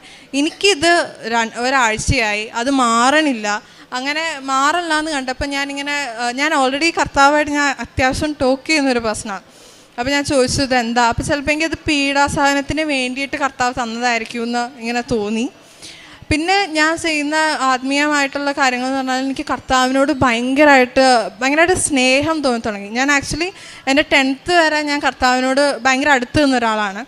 10th വന്നപ്പോൾ ഞാനിങ്ങനെ പറഞ്ഞു, എന്തോ ഒരു ചെറിയ ഇഷ്യൂ വന്നപ്പോൾ ഞാൻ ഇങ്ങനെ പറഞ്ഞു, നീ ഇത്രയും നാൾ എന്നെ കൈവെള്ളയിൽ കൊണ്ടു നടക്കുന്നല്ലേ പറഞ്ഞേ, എന്നിട്ട് നീ എന്നെ കൈവെള്ളയിലല്ലോ, ഇത്രയും ഇഷ്യൂസ് എനിക്ക് വരുന്നുണ്ടല്ലോ എന്ന് ഞാനിങ്ങനെ ചോദിച്ചു. അതെൻ്റെ അഹങ്കാരം കൊണ്ട് ചോദിച്ചാണ്. അത് ഞാനിപ്പോൾ സോറി പറയുന്നു. അത് കഴിഞ്ഞ് പിന്നെ എനിക്ക് വരുന്ന പ്രശ്നങ്ങൾക്ക് കയ്യും കണക്കൂല, എന്ത് വന്നാലും പ്രശ്നങ്ങളായിരുന്നു എനിക്ക്. അപ്പോഴാണ് എനിക്ക് മനസ്സിലായത് എന്തോരം കൈവെള്ളയിലാണ് എന്നെ അത്രയും നാൾ കൊണ്ടു നടന്നതെന്ന്. അത് കഴിഞ്ഞ് ആ ഒരു ഗ്യാപ്പ് വന്നേ പിന്നെ അതുവരെ ഞാൻ കർത്താവിനോട് ടോക്ക് ചെയ്യുമായിരുന്നു. പക്ഷേ ഈ ഉടമ്പടി എടുത്തേ പിന്നെയാണ് ഞാൻ പിന്നെ ആ ടോക്ക് എനിക്ക് പിന്നെ ഒന്ന് വന്നു തുടങ്ങിയത്. അതുകൊണ്ട് എന്ത് കാര്യം വന്നാലും എനിക്കിപ്പോൾ കർത്താവിനോട് ചോദിക്കാൻ പറ്റുന്നുണ്ട്.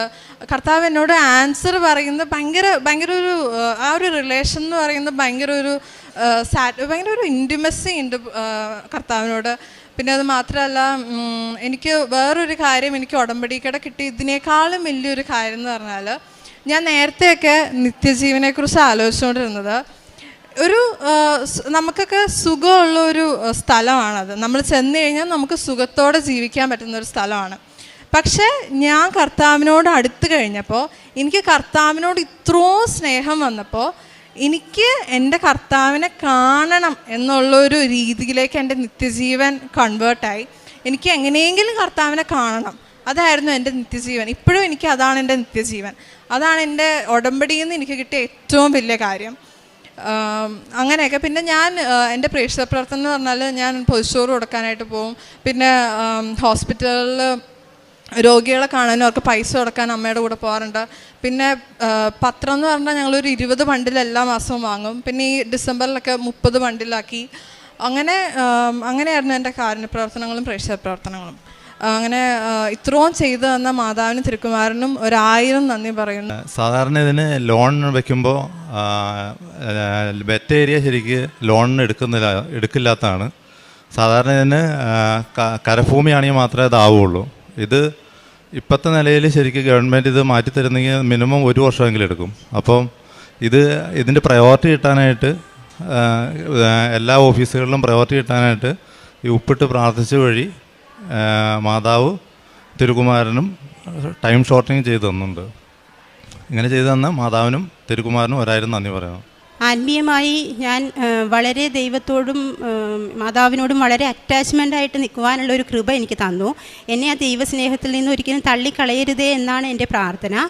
മാത്രമല്ല, ഞാൻ ഇവർക്ക് വേണ്ടി ഒരു അടയാളം ഞാൻ ചോദിച്ചു. ഓസ്ട്രേലിയയിലേക്ക് പോകുന്നത് ഞങ്ങൾ പ്രോസസ്സ് ചെയ്യുന്നുണ്ട്, മാതാവ് എന്താണ് ഞങ്ങൾക്കൊരു അടയാളം തരുമോ എന്ന് ചോദിച്ചു. അപ്പോൾ എൻ്റെ പച്ചത്തിരിയിൽ ഓസ്ട്രേലിയയിൽ ഇവിടെ പോകുന്ന ക്യാൻബറ എന്ന് പറഞ്ഞ ആ സ്ഥലത്തിൻ്റെ മാപ്പ് തിരിയിൽ കാണിച്ചു തന്നു. അപ്പോൾ അത് അങ്ങനെ ഞങ്ങൾക്ക് അത് കൃത്യമായിട്ട് മനസ്സിലായി. അത് യേശുവും അത് ഏറ്റെടുത്തിട്ടുണ്ട്, നിങ്ങൾ ഒന്നുകൊണ്ടും പേടിക്കണ്ട എന്നുള്ളത് അതിൽ നിന്ന് മനസ്സിലായി. ഞങ്ങൾ പൊതിച്ചോറ് ഞങ്ങൾ സാധാരണ രീതിയിൽ വാങ്ങിച്ചു കൊടുക്കുകയാണ് ചെയ്യാറ്. പക്ഷേ ഞങ്ങൾക്ക് മനസ്സിലായി ഞങ്ങളത് വീട്ടിലുണ്ടാക്കി കൊടുക്കണം. അങ്ങനെ ഞങ്ങൾ പൊതിച്ചോറ് കെട്ടി ഞങ്ങൾ സ്കൂട്ടറിൽ പോയി നമ്മൾ എങ്ങനെ നടക്കണം, എവിടെ കൊടുക്കണം, എത്ര പൊതി കൊടുക്കണം, അത് മാതാവ് ഞങ്ങൾക്ക് പറഞ്ഞു തരും. അപ്പോൾ ആ രീതിയിൽ ചെന്നിട്ട് നമ്മൾ ആ സ്ഥലത്ത് പോയി കൊടുക്കുമ്പോൾ അവിടെ ആളുണ്ടാവും, നമ്മളെ കാത്തിരിക്കുന്നുണ്ടാവും അത് വാങ്ങിക്കാനായിട്ട്. അതുപോലെ തന്നെ വളരെയധികം അനുഗ്രഹങ്ങൾ ഞങ്ങൾക്ക് തന്നിട്ടുണ്ട് എല്ലാത്തിനും. ഞാനിപ്പോൾ 12ാമത്തെ ഉടമ്പടി പുതുക്കി 3.5 വർഷമായിട്ട് ഉടമ്പടിയിൽ നിൽക്കുന്നതാണ്. ഇത്രയധികം അനുഗ്രഹങ്ങൾ തന്ന മാതാവിനും ഈശോയ്ക്കും 1 കോടി നന്ദി പറഞ്ഞ് എൻ്റെ സാക്ഷ്യം നിർത്തുന്നു. അപ്പോസ്തല പ്രവർത്തനങ്ങൾ 2-ാം അധ്യായം 17-18 തിരുവചനങ്ങൾ. അവസാന ദിവസങ്ങളിൽ എല്ലാം എൻ്റെ ആത്മാവിനെ ഞാൻ വർഷിക്കും. നിങ്ങളുടെ പുത്രന്മാരും പുത്രിമാരും പ്രവചിക്കും. നിങ്ങളുടെ യുവാക്കൾക്ക് ദർശനങ്ങളുണ്ടാവും. നിങ്ങളുടെ വൃദ്ധന്മാർ സ്വപ്നങ്ങൾ കാണും. എൻ്റെ ദാസന്മാരുടെയും ദാസികളുടെയും മേൽ ഞാൻ എൻ്റെ ആത്മാവിനെ വർഷിക്കും. അവർ പ്രവചിക്കുകയും ചെയ്യും. ജിഷ എന്ന ഈ സഹോദരിയും മകൾ ജവാനയും ജീവിത ഈ അൽത്താരയിൽ കുടുംബത്തിൽ ലഭിച്ച വലിയ ദൈവാനുഭവങ്ങളെ സന്തോഷത്തോടെ സാക്ഷ്യപ്പെടുത്തുകയാണ്. ജവാനയുടെ വാക്കുകൾ നാം കേൾക്കുമ്പോൾ എത്ര കണ്ട് ഈശോയോടുള്ള നിഷ്കളങ്ക സ്നേഹത്തിൽ പരിശുദ്ധമ്മയുടെ കരം പിടിച്ചുകൊണ്ട് നിരന്തരം ദൈവസാന്നിധ്യം അനുഭവിച്ച് ജീവിതത്തിൻ്റെ നന്മകളിലേക്ക് അമ്മ കൈപിടിച്ച് നടത്തുന്നത് എത്ര വലുതെന്ന് മകൾ വാക്കുകളിലൂടെ സാക്ഷ്യപ്പെടുത്തുകയാണ്. മകളുടെ വിദേശ ഭാഷാ പഠനമാണ് പ്രത്യേകമായി ആദ്യം സൂചിപ്പിച്ചത്.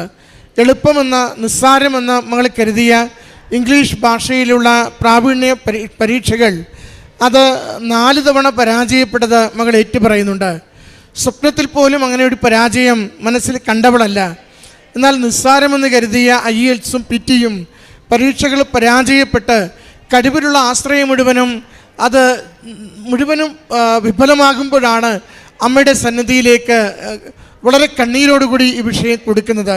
മകൾ പറയുന്നുണ്ട്, ജോസഫച്ചൻ്റെ ആശീർവാദ പ്രാർത്ഥനയ്ക്ക് വേണ്ടി മുട്ടുകുത്തുമ്പോൾ ഏങ്കിലടച്ച് നിലവിളിച്ചാണ് ഞാൻ അവിടെ നിന്നിരുന്നത്. കാരണം എനിക്ക് നിസ്സാരം ജയിക്കാമെന്ന് കരുതിയത് ഒരു തരത്തിലും ജയിക്കുവാനാവാത്ത വിധം എനിക്കത് അകന്നു പോകുമ്പോൾ അതെന്നെ വല്ലാതെ തകർത്തിരുന്നു.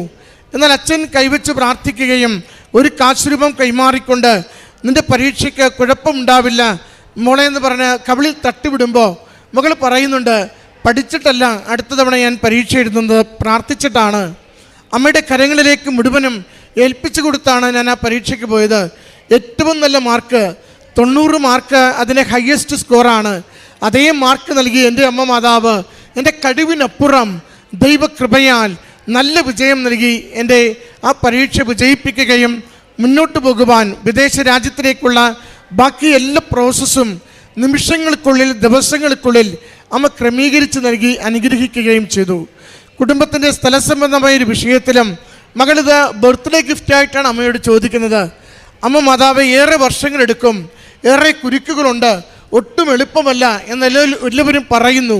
എന്നാൽ അമ്മയുടെ കരങ്ങളിലേക്ക് നിഷ്കളങ്കതയോടുകൂടി ഈ നിയോഗം ഏൽപ്പിച്ച് ഉടമ്പടി പ്രകാരം ഏറ്റവും തീഷ്ണമായി ജീവിക്കുവാൻ തീരുമാനിച്ച് അതിൻ്റെ പ്രേക്ഷിത പ്രവർത്തനവും അതിൻ്റെ കാരുണ്യ പ്രവൃത്തികളും ഏറ്റവും സന്തോഷത്തോടെ നിർവഹിച്ചു പോകുമ്പോൾ മകൾ പറയുന്നുണ്ട്, 5 മാസം കൊണ്ട് തൻ്റെ ബർത്ത്ഡേയുടെ അതേ ദിവസം കരമടച്ച രസീത് അത് നിലം പുരയിടമാക്കി കിട്ടി കുടുംബത്തിന് അനുഗ്രഹമായെന്ന്.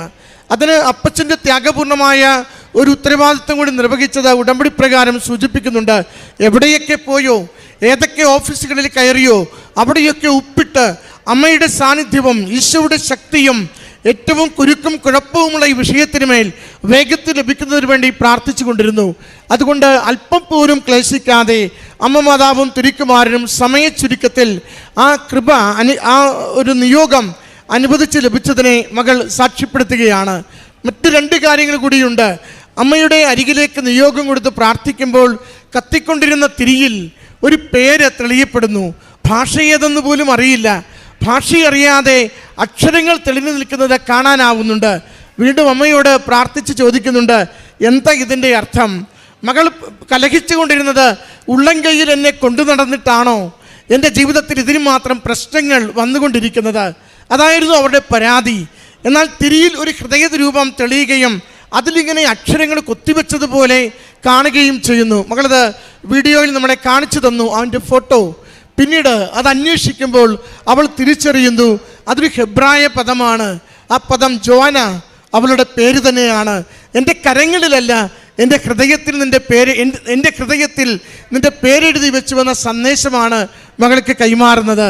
അതിനുശേഷം അവരുടെ ആത്മീയ ജീവിതത്തിന് വലിയ കുതിപ്പുണ്ടാകുന്നത്, ദൈവികമായ ദർശനങ്ങൾ ഉണ്ടാകുന്നത്, സ്വപ്നങ്ങളിൽ കൃത്യമായി ദൈവ സാന്നിധ്യം അനുഭവിക്കുന്നത്. അവൾ തന്നെ പറഞ്ഞു സഹനത്തിൻ്റെ അനുഭവത്തെക്കുറിച്ച്. കർത്താവിൻ്റെ കുരിശിൻ്റെ ചുവട്ടിൽ മുട്ടുകുത്തി നിൽക്കുമ്പോൾ കുരിശ് നിലംപതിക്കുന്നതാണ് കണ്ട സ്വപ്നം. എന്തെന്നറിയാതെ ആകെ അവൾ പ്രയാസപ്പെടുമ്പോൾ തുടർന്ന് വരുന്ന ആഴ്ചയിൽ ഒരു ഫുഡ് പോയിസൺ വന്ന് വല്ലാത്ത രീതിയിൽ അവൾ സഹനത്തിലേക്ക് കടന്നു പോകുന്നുണ്ട്. എൻ്റെ കർത്താവ് ഞാൻ ഏറ്റെടുക്കേണ്ടി വരുന്ന സഹനങ്ങളെ മുൻകൂട്ടി കാട്ടിത്തന്നുകൊണ്ട് എൻ്റെ ജീവിതത്തെ സഹായിക്കുകയും നയിക്കുകയും ചെയ്യുന്നു. സാന്നിധ്യം അറിയിച്ചുകൊണ്ട് എൻ്റെ കൂടെ തമ്പുരാനുണ്ടെന്ന് മകൾക്ക് ബോധ്യപ്പെടുത്തി കൊടുക്കുകയാണ്. മറ്റൊന്ന് അമ്മ സാക്ഷ്യപ്പെടുത്തി എവിടെയൊക്കെ പോകണ്ടേ, എങ്ങോട്ടാ പ്രോസസ്സ് നടത്തേണ്ടേ പ്രാർത്ഥിച്ചു കൊണ്ടിരിക്കുമ്പോൾ വീണ്ടും അത് കൃത്യമായി ആ തിരിയുടെ ഉള്ളിൽ ഒരു വൃത്തം പോലെ, ദീർഘവൃത്തം പോലെ ഒരിടം കാണിച്ചു കൊടുക്കുന്നു. ഈ കിട്ടിയ ഒരു ചിത്രം ഈ കുടുംബം ഇങ്ങനെ അന്വേഷിക്കുകയാണ്. ഇത് ഏതാണ് ദേശം, ഈ പ്രദേശം ഏതാണ്? ഭൂപടത്തിൽ നോക്കി വരുമ്പോൾ കാണുന്നുണ്ട് ഓസ്ട്രേലിയയിലെ ഒരു പ്രദേശമാണ് കാട്ടിക്കൊടുക്കുന്നത്. ഇന്ന് മകൾ ആ നാട്ടിലേക്കാണ് പോകുന്നത്. അമ്മ മാതാവിൻ്റെ സന്ദേശങ്ങൾ വളരെ കൃത്യതയുള്ളതാണ്. ഒരു ദർശനം, ഒരു വാക്ക്, ഒരു സന്ദേശം, ഒരു സ്വപ്നം അമ്മ കൈമാറുമെങ്കിൽ അതിനൊപ്പം അതിൻ്റെ അർത്ഥമുണ്ടാവും. ഉടമ്പടിയിൽ സന്ദേശങ്ങൾക്ക് അർത്ഥമുണ്ടാവും. അത് നിയോഗങ്ങൾ സഫലമാകുന്ന തരത്തിലുള്ള അർത്ഥവുമായിരിക്കും. ഈ കുടുംബം ഒന്നിനു പുറകെ ഒന്നായി ദൈവമാതാവിൻ്റെ ഇടപെടലിലൂടെ ലഭിച്ച സന്ദേശങ്ങളെ, സ്വപ്നങ്ങളെ, വാക്കുകളെ ഓരോന്നും കിട്ടുമ്പോൾ അവർ കുടുംബം പറയുന്നുണ്ട് അമ്മ മാതാവ് സംസാരിച്ചു കൊണ്ടിരിക്കുന്നു. മകൾ പറഞ്ഞു, ഞാൻ ബയോളജി പരീക്ഷ എഴുതുവാൻ പോകുമ്പോൾ ഏറെ ക്ലേശിച്ചാണ് പോയത്. പക്ഷേ ഞാൻ അവിടെ ചെന്നിരുന്ന നിമിഷം മുതൽ എൻ്റെ ചെവിയിൽ ഇങ്ങനെ അമ്മ സംസാരിക്കുകയാണ്. ഓരോ ഉത്തരവും ഇങ്ങനെ മന്ത്രിച്ചു കൊണ്ടിരിക്കുന്നു. ഞാനാകെ എഴുതുക മാത്രമേ ചെയ്തുള്ളൂ. ഏറ്റവും കൂടിയ മാർക്ക് അമ്മ എനിക്ക് നൽകിയത് ആ പരീക്ഷയ്ക്കുമായിരുന്നു. പ്രിയമുള്ളവരെ, ദൈവാനുഭവങ്ങൾ ഉടമ്പടി ജീവിതത്തിൽ വിശ്വസ്തരാണോ നിരന്തരമായി നമുക്ക് നൽകിക്കൊണ്ടിരിക്കും. അത് ചെറുതോ വലുതോ എന്ന നിശ്ചയമൊന്നുമില്ല. ആരായാലും, എളിയവരാവട്ടെ വലിയവരാവട്ടെ, കുഞ്ഞുങ്ങളാവട്ടെ വൃദ്ധരാവട്ടെ, ദൈവമാതാവിനും ഈശോയ്ക്കും സന്ദേശങ്ങൾ കൈമാറുവാൻ ഒരു മടിയുമില്ല. അതുകൊണ്ടാണ് ഈ 18 വയസ്സുള്ള മകള് ഈശോയെ ഇത്ര കണ്ട് ഇൻറ്റിമസിയോടുകൂടി ജീവിതത്തോട് ചേർത്ത് പിടിച്ച് ലോകത്തോട് പറയുന്നത്, ഞാൻ ഏറ്റവും സന്തോഷത്തോടു കൂടി എൻ്റെ കർത്താവിനോട് നിരന്തരം സംസാരിക്കുന്നു. എൻ്റെ അമ്മ മാതാവ് എനിക്ക് നിരന്തരം എനിക്ക് സന്ദേശങ്ങൾ നൽകി എൻ്റെ ജീവിതത്തെ മുന്നോട്ട് കൊണ്ടുപോകുന്നു. പ്രാർത്ഥിക്കുവാൻ മടുപ്പില്ലാതെ, പ്രേക്ഷിത വേല ചെയ്യുവാൻ മടുപ്പില്ലാതെ, ദൈവസ്നേഹത്തിൽ ഓരോ ദിവസവും ജീവിക്കുവാൻ തീഷ്ണത നൽകിക്കൊണ്ട് എന്നെയും എൻ്റെ കുടുംബത്തെയും അമ്മയും ഈശോയും കരം പിടിച്ച് മുന്നോട്ട് നയിച്ചു കൊണ്ടിരിക്കുന്നുവെന്ന 3 പേരുടെയും വാക്കുകളിൽ ഉടമ്പടി ഓരോരുത്തരെയും എങ്ങനെ സ്വാധീനിക്കുന്നുവെന്ന്, ഓരോരുത്തരും ഉടമ്പടിയിൽ എങ്ങനെ ജീവിതം ഇൻവെസ്റ്റ് ചെയ്തുവെന്ന് നമ്മളോട് അറിയിക്കുകയാണ്. പ്രിയമുള്ളവരെ, നമുക്ക് അസാധ്യമായത് ദൈവത്തിന് സാധ്യമാണ്. നമ്മുടെ കഴിവുകൾ പരാജയപ്പെടുന്നിടത്ത് ദൈവം അവൻ്റെ ശക്തിയാൽ നമ്മളെ വിജയിപ്പിക്കും. നമുക്കെല്ലാം ബ്ലോക്കായി നിൽക്കുമ്പോൾ നമുക്ക് വേണ്ടി വഴികൾ തുറന്ന് പുതിയ ആകാശം നൽകുന്നതിന്, പുതിയ സ്വപ്നങ്ങൾ നൽകുന്നതിന്, ജീവിതം സുരക്ഷിതമാക്കുന്നതിന് ദൈവം കൂടെ നടക്കുന്നത് അനുഭവിക്കുവാനാവും. അതിൻ്റെ സന്തോഷം, അതിൻ്റെ സാക്ഷ്യം, അതിൻ്റെ അനുഗ്രഹങ്ങളാണ് ഈ കുടുംബം ഈ അൾത്താരയിൽ പങ്കുവെച്ചത്. ഈ കുടുംബത്തിന് ലഭിച്ച എല്ലാ നന്മകൾക്കും ദൈവാനുഭവങ്ങൾക്കും ആത്മീയ ബലത്തിനും അമ്മ മാതാവിനും തിരുക്കുമാരനും നന്ദി പറഞ്ഞുകൊണ്ട് കരങ്ങളടിച്ച് ഈ സാക്ഷ്യം അമ്മ ദൈവമാതാവിന് ഈശോയിൽ നിന്ന് മധ്യസ്ഥതയുടെ തന്നയിൽ 1000 നന്ദി പറയുന്നു. എൻ്റെ പേര് റിനി റോസ്. ഞാൻ എറണാകുളത്തു നിന്നാണ് വരുന്നത്. ഞാനൊരു ഫാം.ഡി ഗ്രാജുവേറ്റാണ്. എൻ്റെ ഫാം.ഡി 6th ഇയർ ആയപ്പോഴേക്കും എനിക്ക് അയർലൻഡിൽ മാസ്റ്റേഴ്സ് എടുക്കാനായിട്ടൊരു പ്ലാൻ ഉണ്ടായിരുന്നു. ഫൈനൽ ഇയർ ആയപ്പോഴേക്കും ഞങ്ങൾ ഏജൻസിയായിട്ട് അവരെ എല്ലാം അപ്ലൈ ചെയ്യാനായിട്ട് അവരെ ബന്ധപ്പെട്ടായിരുന്നു. അവർ പറയുന്ന പോലെ എല്ലാ ഡോക്യുമെൻറ്റ്സും ഞങ്ങൾ ശേഖരിച്ച് വിസക്ക് വെക്കാനായിട്ട് ഞങ്ങൾ ഒരുങ്ങി. അങ്ങനെ ഒക്ടോബർ 27-ാം തീയതി എനിക്ക് VFSൽ അപ്പോയിൻമെൻറ്റ് കിട്ടി വിസക്ക് വെക്കാൻ. ആ സമയത്ത് എൻ്റെ പപ്പക്ക് മാത്രം ഉടമ്പടി ഉണ്ടായുള്ളൂ. ഞാൻ ആ സമയത്ത് ഉടമ്പടി എടുക്കുന്നുണ്ടായില്ല. നോർമലായിട്ടൊരു പ്രാർത്ഥനാ ജീവിതം മാത്രമേ എനിക്ക് ഉണ്ടായിരുന്നുള്ളൂ. വിസക്ക് വെച്ച് കഴിഞ്ഞിട്ടുള്ളത് എൻ്റെ പപ്പ മമ്മിയൊക്കെ എനിക്ക് വേണ്ടി പ്രാർത്ഥിക്കുമായിരുന്നു. പക്ഷെ എൻ്റെ മനസ്സിലപ്പോൾ ഒരു അഹങ്കാരമല്ല, എനിക്ക് വേണ്ടി എൻ്റെ പപ്പയും മമ്മിയും പ്രാർത്ഥിച്ചോളും, എനിക്ക് ഇത്രയും അധികം എനിക്ക് പ്രാർത്ഥിച്ചില്ലെങ്കിലും കുഴപ്പമില്ല, എനിക്ക് വേണ്ടി ഇവർ പ്രാർത്ഥിക്കുന്നുണ്ടല്ലോ എന്നുള്ളൊരു മനോഭാവമായിരുന്നു എനിക്ക്. വളരെ കൂളായിട്ട് എനിക്കുള്ളതാണെങ്കിൽ കിട്ടും, അങ്ങനത്തെ ഉള്ളൊരു മനോഭാവത്തിലായിരുന്നു ഞാൻ ഫസ്റ്റ് ടൈം വിസ സബ്മിറ്റ് ചെയ്ത് ഫുൾ ഞാൻ എൻ്റെ മൈൻഡിലുണ്ടായിരുന്നത്. അത് കഴിഞ്ഞ് ഡിസംബർ 8-ാം തീയതി എനിക്ക് ഏജൻസിയിൽ നിന്നൊരു കോൾ വന്നു. എൻ്റെ വിസ റിജക്റ്റായി, അയർലൻഡ് വിസ റിജക്റ്റായി എന്ന് പറഞ്ഞ കോൾ വന്നു. പക്ഷെ അന്നത്തെ ആ ഒരു ദിവസം ഇങ്ങനെ കോള് വന്നിട്ടും ഞാനൊരിക്കലും ഈശോയെ കുറ്റപ്പെടുത്തിയോ അങ്ങനെ ഒരു ദേഷ്യമോ അങ്ങനെ ഒന്നും എൻ്റെ മനസ്സിൽ വന്നിരുന്നില്ല. അല്ലെങ്കിൽ എന്തുകൊണ്ടാണ് എനിക്കിത് കിട്ടാതിരുന്നതെന്നുള്ളൊരു രീതിയിലുള്ളൊരു ചിന്ത പോലും എൻ്റെ മനസ്സിൽ വന്നിരുന്നില്ല. ഈശോയുടെ ഹിതം പോലെ നടക്കട്ടെ എന്നുള്ളതായിരുന്നു എൻ്റെ മൈൻഡിൽ വന്നത്. പക്ഷെ അന്ന് തൊട്ട് എൻ്റെ ലൈഫ് അങ്ങോട്ട് ഫുള്ള് മാറി. അത് കഴിഞ്ഞ് വളരെ വിഷമമുണ്ടായിരുന്നു. അതിൻ്റെ അടുത്ത ദിവസം ഞാൻ എൻ്റെ ഫ്രണ്ടായിട്ടത് ഷെയർ ചെയ്തു. കൃപാസനത്തിൽ പോയി ഉടമ്പടി എടുക്കുക, ഡേറ്റ് വെച്ച് പ്രാർത്ഥിക്കാൻ പറഞ്ഞു. അന്നാണ് ഞാൻ ആലോചിക്കുന്നത്, ഓക്കെ എന്തുകൊണ്ട് എനിക്ക് ഉടമ്പടി എടുത്തുകൂടാ, എൻ്റെ പപ്പയും മമ്മിയും മാത്രം പ്രാർത്ഥിച്ചാൽ പോരാ, എനിക്ക് വേണ്ടി ഞാൻ പ്രാർത്ഥിക്കണം എന്നുള്ളൊരു ബോധ്യം എനിക്ക് അന്നാണ് വന്നത്. അതിനടുത്ത ദിവസം തന്നെ ഞാനും അമ്മയും കൃപാസനത്തിൽ വന്ന് ഉടമ്പടി എടുത്ത് പ്രാർത്ഥിച്ചു. അന്നത്തെ ദിവസം തൊട്ട് ഞാൻ എല്ലാ ദിവസവും മുടങ്ങാതെ പള്ളിയിൽ പോവും. അതിന് മുന്നത്തുള്ള ലൈഫ് പോലെ അല്ലായിരുന്നു. എല്ലാ ദിവസവും കുർബാന കൊള്ളും, 2 ആഴ്ച കൂടുമ്പോൾ കുമ്പസരിക്കും, കൊന്ത മുടങ്ങാറില്ല, കാരുണ്യപ്രവൃത്തി ചെയ്യും. ഞങ്ങൾ പൊതിച്ചോറ് വിതരണം ചെയ്യുമായിരുന്നു ഞാൻ അമ്മയും കൂടെ. പിന്നെ പ്രേക്ഷിത പ്രവർത്തനം ചെയ്യുമായിരുന്നു, പത്രം വിതരണം ചെയ്യും. ക്രിസ്ത്യൻസും നോൺ ക്രിസ്ത്യൻസ് ആയിട്ടുള്ള ഫ്രണ്ട്സിനൊക്കെ ഞാൻ എൻ്റെ ഇത് ഷെയർ ചെയ്യുമായിരുന്നു. പിന്നെ നല്ലതായിട്ട് എല്ലാ ദിവസവും 1/2 മണിക്കൂർ ബൈബിൾ വായിക്കും, 1/2 മണിക്കൂർ ഏകാന്തമായി പ്രാർത്ഥിക്കും. അപ്പോൾ ഏകാന്തമായി പ്രാർത്ഥിക്കുമ്പോൾ ഞാൻ എൻ്റേതായിട്ടുള്ള രീതിയിലാണ് പ്രാർത്ഥിച്ചുകൊണ്ടിരുന്നത്. കാരണം എനിക്ക് പാട്ട് പാടി പ്രാർത്ഥിക്കാനൊക്കെ ഇഷ്ടമായിരുന്നു. അപ്പം എനിക്കിഷ്ടമുള്ള പാട്ടുകൾ പാടി അങ്ങനെയൊക്കെ ഞാൻ 1/2 മണിക്കൂർ പ്രാർത്ഥിച്ചുകൊണ്ടിരുന്നത്. ഈ ഉടമ്പടി എടുത്ത് അതിൻ്റെ പിറ്റേ ദിവസം ഏജൻസിയിൽ നിന്ന് തന്നെ വിളിച്ചു. കോളേജുകാർ പറഞ്ഞു 2ാമത് വിസ റീസബ്മിറ്റ് ചെയ്തോളൂ എന്ന് പറഞ്ഞ് എനിക്ക് 2ാമതൊരു സെക്കൻഡ് ചാൻസ് മാതാവ് തന്നു. അതിൻ്റെ പിറ്റേ ദിവസം തന്നെ ഞങ്ങൾ അപ്പോയിൻമെൻ്റ് എടുത്ത് ഡിസംബർ 19 രണ്ടാമത് റീസബ്മിറ്റ് ചെയ്യാനായിട്ട് അപ്പോയിൻമെൻ്റ് എടുത്തു. അപ്പോൾ VFS ഗ്ലോബലിൽ അപ്പോയിൻമെൻ്റ് എടുക്കാൻ 18,608 ആണ് കാശ്. അപ്പോൾ ഇത് ഭയങ്കര അൺഎക്സ്പെക്റ്റഡ് ആയതുകൊണ്ട് ഞാൻ മനസ്സിൽ വെറുതെ ആലോചിച്ചുള്ളൂ, ദൈവം ഈ കാശ് ഇനി എവിടെ നിന്ന് എങ്ങനെ ഉണ്ടാക്കും എന്നുള്ളത്. പക്ഷേ ഞങ്ങൾ അങ്ങോട്ട് പറയാതെ തന്നെ ഏജൻസിക്കാർ എൻ്റെ അടുത്ത് പറഞ്ഞു, റിനി ഈ അപ്പോയിൻമെൻറ്റ് ഞങ്ങൾ എടുത്തുതരാം, ഒട്ടും വെറീഡ് ആവണ്ടെന്ന് എൻ്റെ അടുത്ത് പറഞ്ഞു. അതൊക്കെ മാതാവ്, ഞാൻ മനസ്സിൽ വെറുതെ ആലോചിച്ചിട്ടേ ഉണ്ടായുള്ളൂ. പക്ഷെ അതൊക്കെ മാതാവ് എനിക്ക് നേടിത്തന്നു. അങ്ങനെ ഡിസംബർ 19 എനിക്ക് രണ്ടാമത് വിസ സബ്മിറ്റ് ചെയ്യാനായിട്ട് ഇത് കിട്ടി. രാവിലെ കുർബാനയ്ക്ക് ഞാൻ ഈ സബ്മിറ്റ് ചെയ്യാനുള്ള ഡോക്യുമെൻറ്റ്സ് വെച്ചാണ് ഞാൻ പോയത്. കുർബാനയിൽ ഫയൽ വെച്ച് ഞാൻ പ്രാർത്ഥിച്ചു. പാസ്പോർട്ടിൽ ഞാൻ ഉടമ്പടി തൈലം കൊണ്ട് കുരിശ് വരച്ചിട്ടാണ് സബ്മിറ്റ് ചെയ്തത്.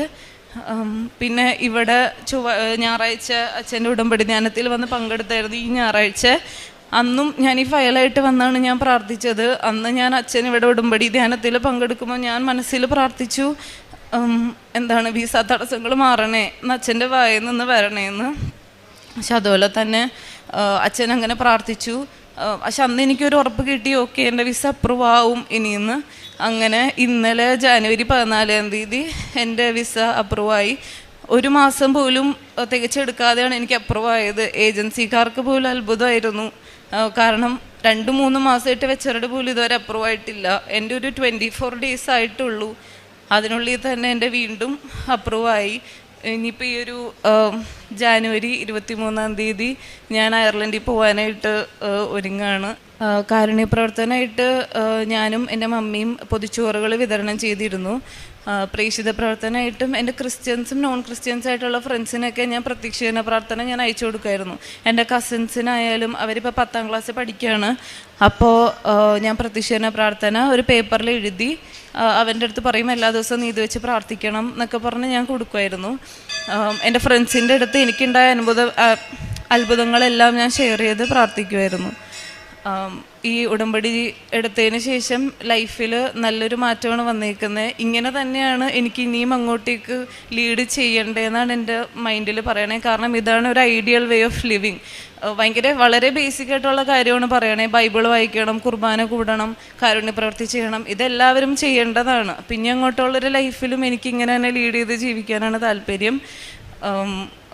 ബൈബിൾ വായിക്കുമ്പോഴും എനിക്ക് സ്ട്രൈക്ക് ചെയ്തിരുന്ന മെയിൻ കാര്യം നീതിമാനായിട്ട് ജീവിക്കുക. ഈശോക്ക് നീതിമാന്മാരെ ഭയങ്കര ഇഷ്ടമാണ്. അപ്പോൾ ഇതെനിക്ക് ഫുള്ളായിട്ട് സ്ട്രൈക്ക് ചെയ്തൊരു കാര്യമാണ്. അപ്പോൾ അങ്ങനെ തന്നെ ജീവിക്കാനായിട്ട് ഞാൻ ഇനി അങ്ങോട്ടും പ്രാർത്ഥിക്കുന്നു. ഇത്രയും വലിയ അനുഗ്രഹം തന്നതിന് അമ്മ മാതാവിനും ഈശോവിനും ഞാൻ 1000 നന്ദി പറയും. സങ്കീർത്തനങ്ങൾ 145, 18, 19 തിരുവചനങ്ങൾ. തന്നെ വിളിച്ചപേക്ഷിക്കുന്നവർക്ക്, ഹൃദയ പരമാർത്ഥതയോടെ വിളിച്ചപേക്ഷിക്കുന്നവർക്ക് കർത്താവ് സമീപസ്ഥനാണ്. തൻ്റെ ഭക്തന്മാരുടെ ആഗ്രഹം അവിടുന്ന് സഫലമാക്കുന്നു. അവിടുന്ന് അവരുടെ നിലവിളി കേട്ട് അവരെ രക്ഷിക്കുന്നു. റിനി റോസ് എന്ന ഈ മകൾ തൻ്റെ ഉടമ്പടി ജീവിതത്തിൽ പരിശുദ്ധ അമ്മയോട് ലഭിച്ച സവിശേഷമായ അനുഗ്രഹത്തെ അമ്മയുടെ തിരുനടയിൽ സന്തോഷത്തോടെ സാക്ഷ്യപ്പെടുത്തുകയാണ്. മാതാപിതാക്കളുടെ ഉടമ്പടി ജീവിതം കണ്ടാണ് മകൾ വളർന്നത്. എങ്കിലും അമ്മയിലേക്ക് വലിയ ആകർഷണം, ഉടമ്പടി ജീവിതത്തിലേക്ക് വലിയ ആകർഷണം ഉണ്ടായില്ലെന്ന് മകൾ വാക്കുകൾ കൊണ്ട് തന്നെ വെളിപ്പെടുത്തുകയും ചെയ്യുന്നുണ്ട്. മകളുടെ ജീവിതത്തിലൊരു പ്രതിസന്ധി വന്നപ്പോൾ പഠിക്കുവാനുള്ള കഴിവുണ്ട്, നല്ല മാർക്ക് നേടുവാനുള്ള പ്രാപ്തിയുണ്ട്. അതുകൊണ്ട് തൻ്റെ കഴിവിലും അറിവിലും തൻ്റെ ഡോക്യുമെൻറ്റ്സിൻ്റെ മെറിറ്റ് കിട്ടുമെന്നും അത് യാതൊരു തടസ്സവുമില്ലാതെ വിദേശത്ത് പോകാനാകുമെന്നും സ്വയം മകൾ കരുതിയതും അതിൻ്റെ പരിശ്രമങ്ങളിൽ മകൾ വ്യാപരിച്ചതുമാണ് ആദ്യം സൂചിപ്പിച്ചത്. എന്നാൽ അപ്രതീക്ഷിതമായുണ്ടായ വിസ റിജക്ഷനാണ് മകളെ വീണ്ടും ഒന്ന് ജീവിതത്തെ തന്നെ ഒന്ന് കാണുവാൻ, ചിന്തിക്കുവാൻ കാരണമാകുന്നത്. നമുക്കറിയാം, ഉടമ്പടി ജീവിതത്തിൽ എപ്പോഴും നമുക്ക് സന്ദേശങ്ങൾ ലഭിക്കാറുണ്ട്. വ്യക്തികൾ ചിലപ്പോൾ നമ്മുടെ ജീവിതത്തിൽ ദൂതന്മാരായി ഇടപെടാറുമുണ്ട്. ഇത് രണ്ടും നമുക്കെപ്പോഴും കാണാൻ സാധിക്കും. തരുന്ന സന്ദേശങ്ങൾ നമ്മുടെ ജീവിതവുമായി ബന്ധപ്പെട്ടതായിരിക്കും, അതിനൊരു ഫലമുള്ളതായിരിക്കും. ദൂതന്മാർ അമ്മ മാതാവിൻ്റെ സംരക്ഷണയിൽ നമ്മുടെ ജീവിതത്തിലേക്ക് വരുന്നവരാണെങ്കിൽ അവർ നമ്മളെ നയിക്കുന്നതും ദൈവാനുഗ്രഹത്തിൻ്റെ വഴികളിലേക്ക് തന്നെയായിരിക്കും. ആദ്യം ഒരു സുഹൃത്താണ് മോളോട് പറയുന്നത്, നിനക്കെന്തുകൊണ്ട് ഉടമ്പടി എടുത്തുകൂടാ? വലിയ അലർജിക്കൊന്നുമല്ല മകളെങ്കിലും മകള് ആ ഒരു ഇൻസ്പിറേഷൻ, ഒരാൾ തന്നോട് ഉടമ്പടി എടുക്കുവാൻ വേണ്ടി പറഞ്ഞ പ്രചോദനമാണ് മകളെ ശരിക്കും അമ്മയുടെ അരികിലേക്ക് കൊണ്ടുവന്നത്. മകൾ ആ വാക്കുകൾ പറയുമ്പോൾ ഒന്ന് കണ്ടമിടറുന്നുണ്ട്. കാരണം അത്ര നാളും മകൾക്ക് വീടിനകത്തുണ്ടായിരുന്ന അമ്മ മാതാവിനെയും ഉടമ്പടി ജീവിതത്തെയും മകൾ അങ്ങനെ ഗൗരവത്തിൽ കാണാതിരുന്നതും, എന്നാൽ മറ്റൊരാൾ അമ്മയിൽ ആശ്രയിക്ക്, നിന്റെ പ്രയാസങ്ങൾക്ക് പരിഹാരമുണ്ടാകുമെന്ന് പറഞ്ഞുകൊണ്ട് ഇടപെടുമ്പോൾ അടുത്ത ദിവസം തന്നെ പിന്നീട് മറത്ത് ചിന്തിക്കുവാനോ നോക്കട്ടെ എന്ന് പറയുവാനോ അല്ല മകൾ ശ്രമിച്ചത്. അടുത്ത ദിവസം തന്നെ വന്ന് ഉടമ്പടി എടുക്കുന്നുണ്ട്. അത് ഡിസംബർ 11-നാണ്. ഉടമ്പടി എടുത്ത് 7 ദിവസം തികയുമ്പോൾ മകൾക്ക് വിസ അപ്രൂവ് ആകുന്നതിൻ്റെ അടുത്ത ഇൻ്റർവ്യൂ അറ്റൻഡ് ചെയ്യുവാനുള്ള സന്ദേശം ഏജൻസിയിൽ നിന്ന് ലഭിക്കുകയാണ്. രണ്ടാമത്തെ വിഷയത്തിൽ മകൾ പറയുന്നുണ്ട്, അവിടെ കൂടുതൽ 18,000-ലധികം രൂപ അടയ്ക്കേണ്ടി വരുമല്ലോ എന്ന് ചിന്തിക്കുന്ന നിമിഷം തന്നെ സന്ദേശം ലഭിക്കുന്നു, അധികം അതിനെപ്പറ്റി വറീഡ് ആവണ്ട, നോക്കാമെന്ന്. അത് അമ്മയുടെ കരങ്ങളിലേക്ക് നിഷ്കളങ്കമായി കൊടുക്കുന്ന നിയോഗങ്ങൾക്ക് അമ്മ മാതാവ് എപ്പോഴും ഏറ്റെടുത്ത് അപ്പപ്പോൾ നമ്മളെ ബലപ്പെടുത്തുന്ന രീതിയിൽ അടയാളങ്ങൾ കൈമാറിക്കൊണ്ടിരിക്കും. അത് ഉടമ്പടി ജീവിതത്തിൻ്റെ പ്രത്യേകതയാണ്. ഏത് സാക്ഷ്യവും നിങ്ങളെടുത്ത് കേട്ടുകൊള്ളുക. അത് ആരാണോ പൂർണ്ണ ശരണത്തോടെ, ഒരു കൗശലമില്ലാതെ, വളവും തിരിവുമില്ലാതെ, മറ്റ് ഇൻറ്റൻഷൻസ് ഇല്ലാതെ അമ്മ മാതാവിനോട്, ഈശോയോട് ഇടപെടുന്നവരാണെങ്കിൽ, കമ്മ്യൂണിക്കേറ്റ് ചെയ്യുന്നവരാണെങ്കിൽ, അവരുടെ ജീവിതത്തെ സംരക്ഷിക്കുന്ന വിധത്തിലും മുന്നോട്ട് നയിക്കുന്ന വിധത്തിലും കൃത്യമായ ഇടപെടലുകൾ ദൈവസന്നിധിയിൽ നിന്ന് ഉണ്ടാവും. ചിലപ്പോൾ ഒരു സ്വപ്നത്തിൽ ലഭിക്കുന്ന സന്ദേശമാവും, ചില വ്യക്തികൾ പറയുന്ന സന്ദേശമാവും, ചിലപ്പോൾ സുഗന്ധാഭിഷേകത്തിലൂടെ അമ്മയുടെ പ്രസൻസ് അറിയിച്ചു കൊടുക്കുന്നതാവും, ചിലപ്പോൾ ഒരു മഴവില്ല് തെളിച്ചുകൊണ്ട് ആ നിയോഗത്തിൻ്റെ അമ്മ കൂടെയുണ്ട്, ഉടനെ സാധിക്കുന്നുവെന്ന ഒരു സന്ദേശം കൈമാറുന്നതാവും. അത് പല വിധത്തിൽ നമുക്ക് അനുഭവിക്കുവാനാവും. മകൾ പറയുന്നുണ്ട്, ഏജൻസിയിൽ നിന്ന് ആ മറുപടി വന്നു. ഇന്നിപ്പോൾ 24 ദിവസം എത്തുമ്പോൾ മകൾക്ക് പോകുവാനുള്ള എല്ലാ കാര്യങ്ങളും ക്രമീകരിച്ച് വിസയും ടിക്കറ്റും എല്ലാം മകളുടെ കയ്യിൽ നിന്ന് സുരക്ഷിതമായിരിക്കുന്നു. പ്രിയമുള്ളവരെ, ഉടമ്പടി ജീവിതം ദൈവനാമത്തെ മഹത്വപ്പെടുത്തുവാനും നമ്മുടെ ജീവിതത്തെ ദൈവത്തിനിണങ്ങിയ വിധത്തിൽ പുനഃക്രമീകരിക്കുവാനുമുള്ള ഒരു പദ്ധതിയും ദൈവികമായ ഒരു കോളുമാണ്, വിളിയുമാണ്. അതാ മകൾ പറഞ്ഞത്, ഞാനിപ്പോൾ ഉടമ്പടി ജീവിച്ചു തുടങ്ങിയപ്പോൾ എനിക്ക് മനസ്സിലാവുന്നു, ഇതെല്ലാവരും ജീവിക്കേണ്ടതാണ്. ഇത് ഒരു വ്യക്തി അവൻ ഭൂമിയിൽ ജീവിക്കുമ്പോൾ അവൻ എന്താണോ ജീവിക്കേണ്ടത് അത് മാത്രമേ ഉടമ്പടിയിലുള്ളൂ. ഭാരപ്പെടുത്തുന്നതൊന്നും ഇതിനകത്തില്ല. ദൈവത്തിന് മുമ്പിൽ, മനുഷ്യരുടെ മുമ്പിൽ നമ്മളോട് തന്നെ വിശ്വസ്തതയും വിശുദ്ധിയുമുള്ളവരായി ജീവിക്കുവാൻ നമ്മളെ ചേർത്ത് പിടിക്കുന്ന ജീവിത പദ്ധതിയുടെ പേരാണ് മരിയൻ ഉടമ്പടി. ആ ഉടമ്പടിയിലൂടെ ഈ മകൾക്ക് ലഭിച്ച ഈ അനുഗ്രഹത്തിന് പ്രതിസന്ധിയിലും ക്ലേശത്തിലും അമ്മ മാതാവും ഈശോയും കരം പിടിച്ച് സന്തോഷവും ഉയർച്ചയും മേൽഗതിയും മകൾക്ക് അനുവദിച്ചു നൽകിയതിന് അമ്മ മാതാവിനും തിരുക്കുമാരനും നന്ദി പറഞ്ഞുകൊണ്ട് കരങ്ങളടിച്ച് ഈ സാക്ഷ്യം നമുക്ക് സമർപ്പിക്കാം. അൾത്താരയിൽ ജീവനോടെ പ്രത്യക്ഷപ്പെട്ട് ഈ അമ്മയുടെ അൾത്താരയിൽ സാക്ഷ്യം പറയാൻ സാധിച്ചതിന് ഞാൻ അമ്മയ്ക്ക് 1000 നന്ദി പറയുന്നു. എൻ്റെ പേര് അച്ചു തോമസ്. ഞാൻ ചെത്തുപ്പുഴ തിരുഹൃദയ ദേവാലയ അംഗമാണ്. എൻ്റെ വീട് ചങ്ങനാശ്ശേരി. ഞാനൊരു നേഴ്സാണ്. 2023 ഞാൻ നേഴ്സിംഗ് പാസ്സായി. അതിനുശേഷം 3 മാസത്തിന് ശേഷം ഞാൻ OET പഠിച്ചു. OET ലഭിച്ചു. എനിക്ക് അയർലൻഡ് സ്കോറാണ് ലഭിച്ചത്. സ്കോർ ലഭിച്ചതിന് ശേഷം ഞാൻ ഉടനെ തന്നെ പല ഏജൻസികളിൽ അപ്ലൈ ചെയ്തു. പക്ഷേ ഒരു ഇൻ്റർവ്യൂ പോലും എനിക്ക് വന്നില്ല. വന്ന ഇൻ്റർവ്യൂ 2 എണ്ണം വന്നു. ഞാനത് അറ്റൻഡ് ചെയ്തു. പക്ഷേ എല്ലാവരും എന്നോട് പറയും, നിനക്ക് ഒരുപാട് കഴിവുണ്ട്, നിനക്ക് മറ്റുള്ളവർ എന്ത് ചോദിച്ചാലും പഠിച്ചില്ലെങ്കിലും നിനക്ക് പറയാൻ പറ്റും. അങ്ങനെ എൻ്റെ സ്വന്തം കഴിവിൽ ഒത്തിരി അഹങ്കരിച്ച് നടന്ന ഒരാളാണ് ഞാൻ. അങ്ങനെ 2 ഇൻ്റർവ്യൂ വന്നു. 2 ഇൻ്റർവ്യൂ ഞാൻ അറ്റൻഡ് ചെയ്തു. പക്ഷേ 2 ഇൻ്റർവ്യൂവിൽ ഞാൻ ഫെയിലായി. എൻ്റെ കൂടെ എന്നെക്കാളും കഴിവ് കുറഞ്ഞവരാണെന്ന് ഞാൻ വിചാരിച്ച എൻ്റെ ഫ്രണ്ട്സ് എന്നെക്കാളും മുമ്പേ വിദേശത്ത് പോയി. അവരവിടെ ജോലിക്ക് സെറ്റായി. അവരെല്ലാവരും നടക്കുന്നതും നന്നായിട്ട് ഫോട്ടോ ഒക്കെ ഇടുന്നത് കണ്ടപ്പോൾ ഞാൻ ഒരുപാട് വിഷമിച്ചു. അങ്ങനെ ഇൻ്റർവ്യൂ എനിക്കൊന്നും വരുന്നില്ല, എന്ത് ചെയ്യണമെന്ന് എനിക്കറിയത്തില്ല. പക്ഷേ ഉടമ്പടീനെ പറ്റി എനിക്കറിയാം, കൃപാസനത്തെ പറ്റി എനിക്കറിയാം. ഞാൻ നേഴ്സിംഗ് പഠിക്കുമ്പോഴും കൃപാസനത്തെ പറ്റി കേട്ടിട്ടുണ്ട്, ഞാൻ പത്രങ്ങൾ വായിച്ചിട്ടുണ്ട്. പക്ഷേ ഒരിക്കൽ പോലും ഇവിടെ വന്ന് ഉടമ്പടി എടുക്കണമെന്നോ അല്ലെങ്കിൽ എനിക്ക് അങ്ങനെ ഒരു ആഗ്രഹം ഇല്ലായിരുന്നു. അവസാനം എന്നെക്കൊണ്ട് പറ്റുന്നില്ല എന്ന സാഹചര്യത്തിലാണ് ഞാൻ ഇവിടെ വന്ന് ഡിസംബർ 13, 2024 ഉടമ്പടി എടുക്കുന്നത്. ഉടമ്പടി എടുത്തതിന് ശേഷം ഞാൻ കറക്റ്റായിട്ടൊന്നും ഫോളോ ചെയ്യാൻ പറ്റിയിരുന്നില്ല ആദ്യം. പക്ഷേ പള്ളിയിൽ പോകും, പ്രാർത്ഥിക്കും, കുർബാനയിൽ പങ്കെടുക്കും. പക്ഷേ കറക്റ്റായിട്ട് എനിക്കൊന്നും ഫോളോ ചെയ്യാൻ പറ്റിയില്ല. എൻ്റെ ഒരു ഫ്രണ്ട് സാക്ഷ്യം സ്റ്റേറ്റസ് ഇടുന്ന കണ്ടിട്ട് ഞാൻ സാക്ഷ്യം കാണാൻ തുടങ്ങി. എന്ന് ഞാൻ സാക്ഷ്യം കാണാൻ തുടങ്ങിയോ അന്നാണ് എൻ്റെ ജീവിതത്തിൽ അത്ഭുതം സംഭവിച്ചത്. അങ്ങനെ ഓഗസ്റ്റ് 19, 2025 2025 എൻ്റെ OET എക്സ്പയർ ആവുകയാണ്. അപ്പം OET എക്സ്പയർ ആകുന്ന 2 ദിവസം മുന്നേ ഞാനൊരു സ്വപ്നം കാണുക, എനിക്കൊരു ഇൻ്റർവ്യൂ ലഭിക്കുന്നു, ഞാൻ ആ ജോലി കിട്ടുന്നു. പക്ഷേ എനിക്കറിയത്തില്ല എങ്ങനെ സംഭവിക്കും, എൻ്റെ OET എക്സ്പയർ ആയിപ്പോയി. അപ്പം എൻ്റെ ഏജൻസിയുടെ പേര് ഗ്രീൻ ലൈൻ എന്നാണ്, നമ്മൾ കത്തിക്കുന്ന തിരി ഗ്രീനാണ്. അപ്പം ഞാൻ വിചാരിച്ചു എനിക്ക് മാതാവ് കൊണ്ട് തന്ന ഇൻ്റർവ്യൂ ആണ്. അങ്ങനെ ഞാൻ ഇൻ്റർവ്യൂ അറ്റൻഡ് ചെയ്തു. അപ്പം എനിക്ക് 2 ഇൻ്റർവ്യൂ ഉണ്ട്, ഒരെണ്ണം മോക്കും ഒരെണ്ണം മെയിൻ ഇൻ്റർവ്യൂവും. അപ്പം മോക്ക് ഇൻ്റർവ്യൂവിൽ അവർ പറഞ്ഞു ഓക്കെ കുഴപ്പമില്ല, നമുക്ക് മെയിൻ ഇൻ്റർവ്യൂ നടത്താം. പിറ്റേ ദിവസം ഏജൻസി എന്നോട് പറയുന്നു അവർ നാട്ടിൽ പോയി, ഇൻ്റർവ്യൂ നടക്കുമെന്ന് തോന്നുന്നില്ല. ഞാൻ എന്നും എഴുതിയിട്ട് കത്തിച്ച് മാതാവിനോട് പ്രാർത്ഥിക്കും, മാതാവേ നിനക്ക് ഇഷ്ടമുണ്ടെങ്കിൽ എനിക്ക് ഇൻ്റർവ്യൂ തരണം, നീയായിട്ട് കൊണ്ട് തന്നതാണ്. ഞാൻ പിന്നെ ഇവിടെ ഉടമ്പടി പുതുക്കാൻ വരുമ്പോൾ ഞാൻ പറഞ്ഞിരുന്നു, മാതാവേ ഇതും കൂടെ കിട്ടിയില്ലെങ്കിൽ ഞാൻ ഈ അയർലൻഡ് എന്ന മോഹം ഉപേക്ഷിക്കുക, ഞാൻ ഇനി വേറെ ഏതെങ്കിലും നാടോ കൺട്രിയോ നോക്കേണ്ട വരും. അങ്ങനെ അവസാനം സെപ്റ്റംബറിൽ എനിക്ക് അവർ 15-ാം തീയതി അവർ പറഞ്ഞു ഇൻ്റർവ്യൂ റെഡിയാണ്, ഇൻ്റർവ്യൂ അറ്റൻഡ് ചെയ്തോളാൻ പറഞ്ഞു. അപ്പം ഞാൻ സാക്ഷ്യത്തിൽ കേട്ടിട്ടുണ്ട് എല്ലാവരും മാതാവിൻ്റെ ബ്ലൂ ഡ്രസ്സൊക്കെ പ്രാർത്ഥിക്കുന്നത്. അങ്ങനെ ഞാനും പ്രാർത്ഥിച്ചു. എനിക്ക് 3 പേര് ഇൻ്റർവ്യൂ നടത്തി. അതിലൊരാൾ മാത്രം എന്നോടൊന്നും സംസാരിക്കുന്നില്ല. ആ സ്ത്രീക്ക് നമ്മുടെ ഹൃദയത്തിൽ കടികാരം ഘടിപ്പിച്ച മാതാവിൻ്റെ അതേ ഷേപ്പ് തന്നെ. പക്ഷേ എന്നോടൊന്നും സംസാരിക്കുന്നില്ല. എൻ്റെ എംപ്ലോയർ അപ്പുറത്തിരിപ്പുണ്ട്, അവരും എന്നോടൊന്നും സംസാരിക്കുന്നില്ല, അവർ എഴുന്നേറ്റ് പോയി. അപ്പം ഞാൻ വിചാരിച്ചു ഈ ഇൻ്റർവ്യൂ എൻ്റെ കയ്യിൽ നിന്ന് പോയെന്ന്. വേറൊരു പുള്ളിക്കാരി മാത്രമാണ് എന്നോട് സംസാരിക്കുന്നത്. ഇൻ്റർവ്യൂ എല്ലാം സംസാരിച്ചതിന് ശേഷം ഈ പുള്ളിക്കാരി തിരിഞ്ഞ് നമ്മുടെ മാതാവിൻ്റെ ഷേപ്പുള്ള ആളോട് ചോദിച്ചു ഇറ്റ്സ് ഇനഫ് എന്ന് ചോദിച്ചു. അപ്പോൾ ഈ പുള്ളിക്കാരി എന്നെ നോക്കി ചിരിച്ചിട്ട് യു ക്യാൻ ഗോ എന്ന് പറഞ്ഞു. എന്നെ നോക്കി ചിരിച്ചു, എന്നിട്ട് യു ക്യാൻ ഗോ എന്ന് പറഞ്ഞു.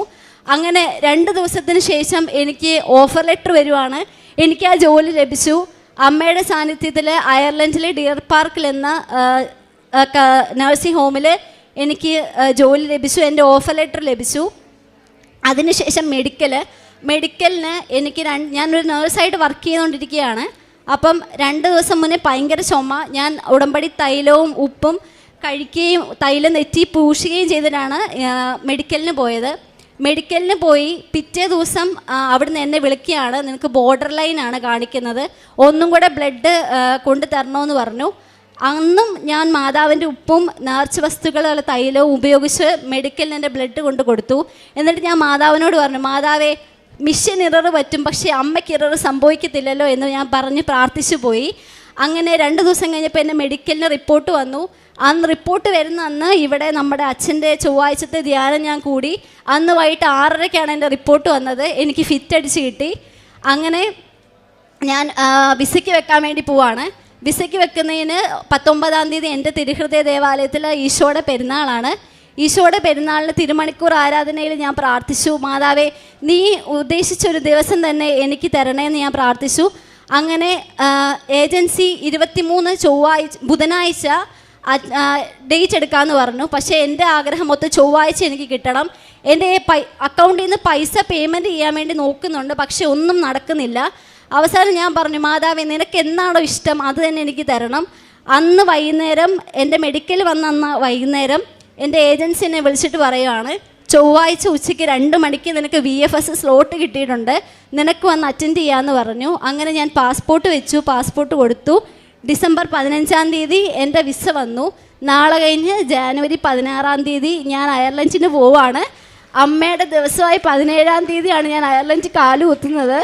എനിക്ക് അവിടെ എക്സാം ഉണ്ട്. അതിൽ മാതാവിനെ കൈവിടത്തില്ലെന്നുള്ള വിശ്വാസത്തോടു കൂടിയാണ് ഞാൻ നടക്കുന്നത്. പിന്നെ പ്രേക്ഷിത പ്രവർത്തനമായിട്ട് ഞാൻ പത്രം കൊടുക്കാറുണ്ട്. പിന്നെ രോഗികളെ സഹായിക്കാറുണ്ട്. ആരെന്നോട് വന്ന് പൈസ ചോദിച്ചാലും എന്നെക്കൊണ്ട് പറ്റുന്ന സാഹചര്യത്തിൽ അവർക്ക് ഞാൻ പൈസ കൊടുക്കും. ഞാൻ അടുത്തൊരു ആൻറ്റീനെ നോക്കാൻ പോവാറുണ്ട്. ആൻറ്റിക്ക് രോഗിലേപനം ശുശ്രൂഷകളെല്ലാം ചെയ്തു കൊടുക്കാറുണ്ട്. ആത്മീയ ജീവിതത്തിൽ വന്ന ഉയർച്ചയെന്ന് പറയുന്നത് 2 ആഴ്ച കൂടുമ്പോൾ ഞാനിപ്പോൾ കുമ്പസാരിക്കും.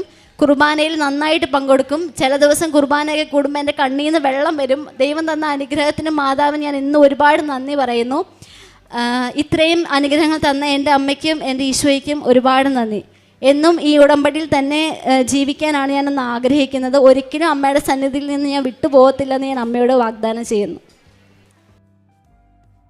1:7 തിരുവചനം, ഭീരുത്വത്തിൻ്റെ ആത്മാവിനെയല്ല ദൈവം നമുക്ക് നൽകിയത്, ശക്തിയുടെയും സ്നേഹത്തിൻ്റെയും ആത്മനിയന്ത്രണത്തിൻ്റെയും ആത്മാവിനെയാണ്. നമ്മുടെ കർത്താവിന് സാക്ഷ്യം നൽകുന്നതിൽ നീ ലജ്ജിക്കരുത്. അച്ചു തോമസ് എന്ന ഈ മകളുടെ അയർലൻഡിൽ പോകുവാനുള്ള വിസ ലഭിക്കുകയും തടസ്സങ്ങൾ മാറി മെഡിക്കൽ ഫിറ്റ്നസ് ലഭിച്ച് മകളുടെ വഴികൾ സുഗമമായതിൻ്റെ സാക്ഷ്യമാണ് അമ്മ മാതാവിൻ്റെ തിരുനടയിൽ ഈ മകൾ പങ്കുവച്ചത്. മകളുടെ സാക്ഷ്യത്തിൻ്റെ ഒരു പ്രത്യേകത, മകൾ ഉടമ്പടി ജീവിതം നയിച്ചു തുടങ്ങിയിട്ട് കുറച്ച് നാളായി. പക്ഷേ ഉടമ്പടി കത്തിത്തുടങ്ങിയത് മകൾ സാക്ഷ്യങ്ങൾ കേട്ടു തുടങ്ങിയപ്പോഴാണ്. അതാണ് മകൾ എടുത്തു പറയുന്നത്.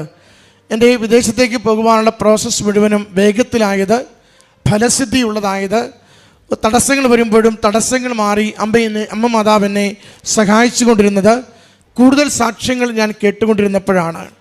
ഓരോ സാക്ഷ്യവും ദൈവനാമത്തെ മഹത്വപ്പെടുത്തുന്നതാണ്. ദൈവശക്തി നമ്മുടെ ജീവിതത്തിൽ അനുഭവിച്ചതിൻ്റെ അനുഗ്രഹ വിവരണമാണ് സാക്ഷ്യമെന്ന് പറയുന്നത്.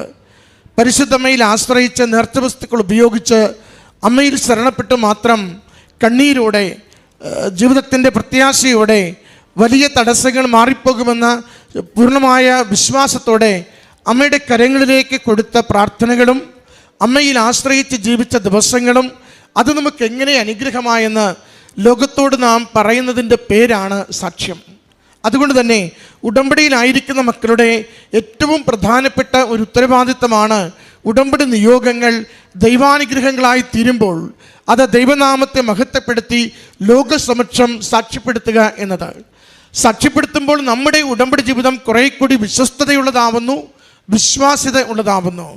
സാക്ഷ്യപ്പെടുത്തുമ്പോൾ വിശ്വാസമില്ലാതെ എവിടെയെങ്കിലുമൊക്കെ ജീവിക്കുന്നവർക്ക്, സങ്കടപ്പെടുന്നവർക്ക്, നമ്മളെപ്പോലെ അതേ അവസ്ഥയിൽ തകർന്നിരിക്കുന്നവർക്ക് ദൈവനാമത്തിലേക്ക്, ദൈവശരണത്തിലേക്ക് കടന്നു വരുവാൻ, അമ്മ മാതാവിനെ അടുത്തറിയുവാൻ, അവരുടെ ജീവിത വിഷയങ്ങൾക്കൊരു പരിഹാരത്തിൻ്റെ വഴിതെളിക്കുവാൻ നമ്മൾ കാരണക്കാരായി മാറുന്നു.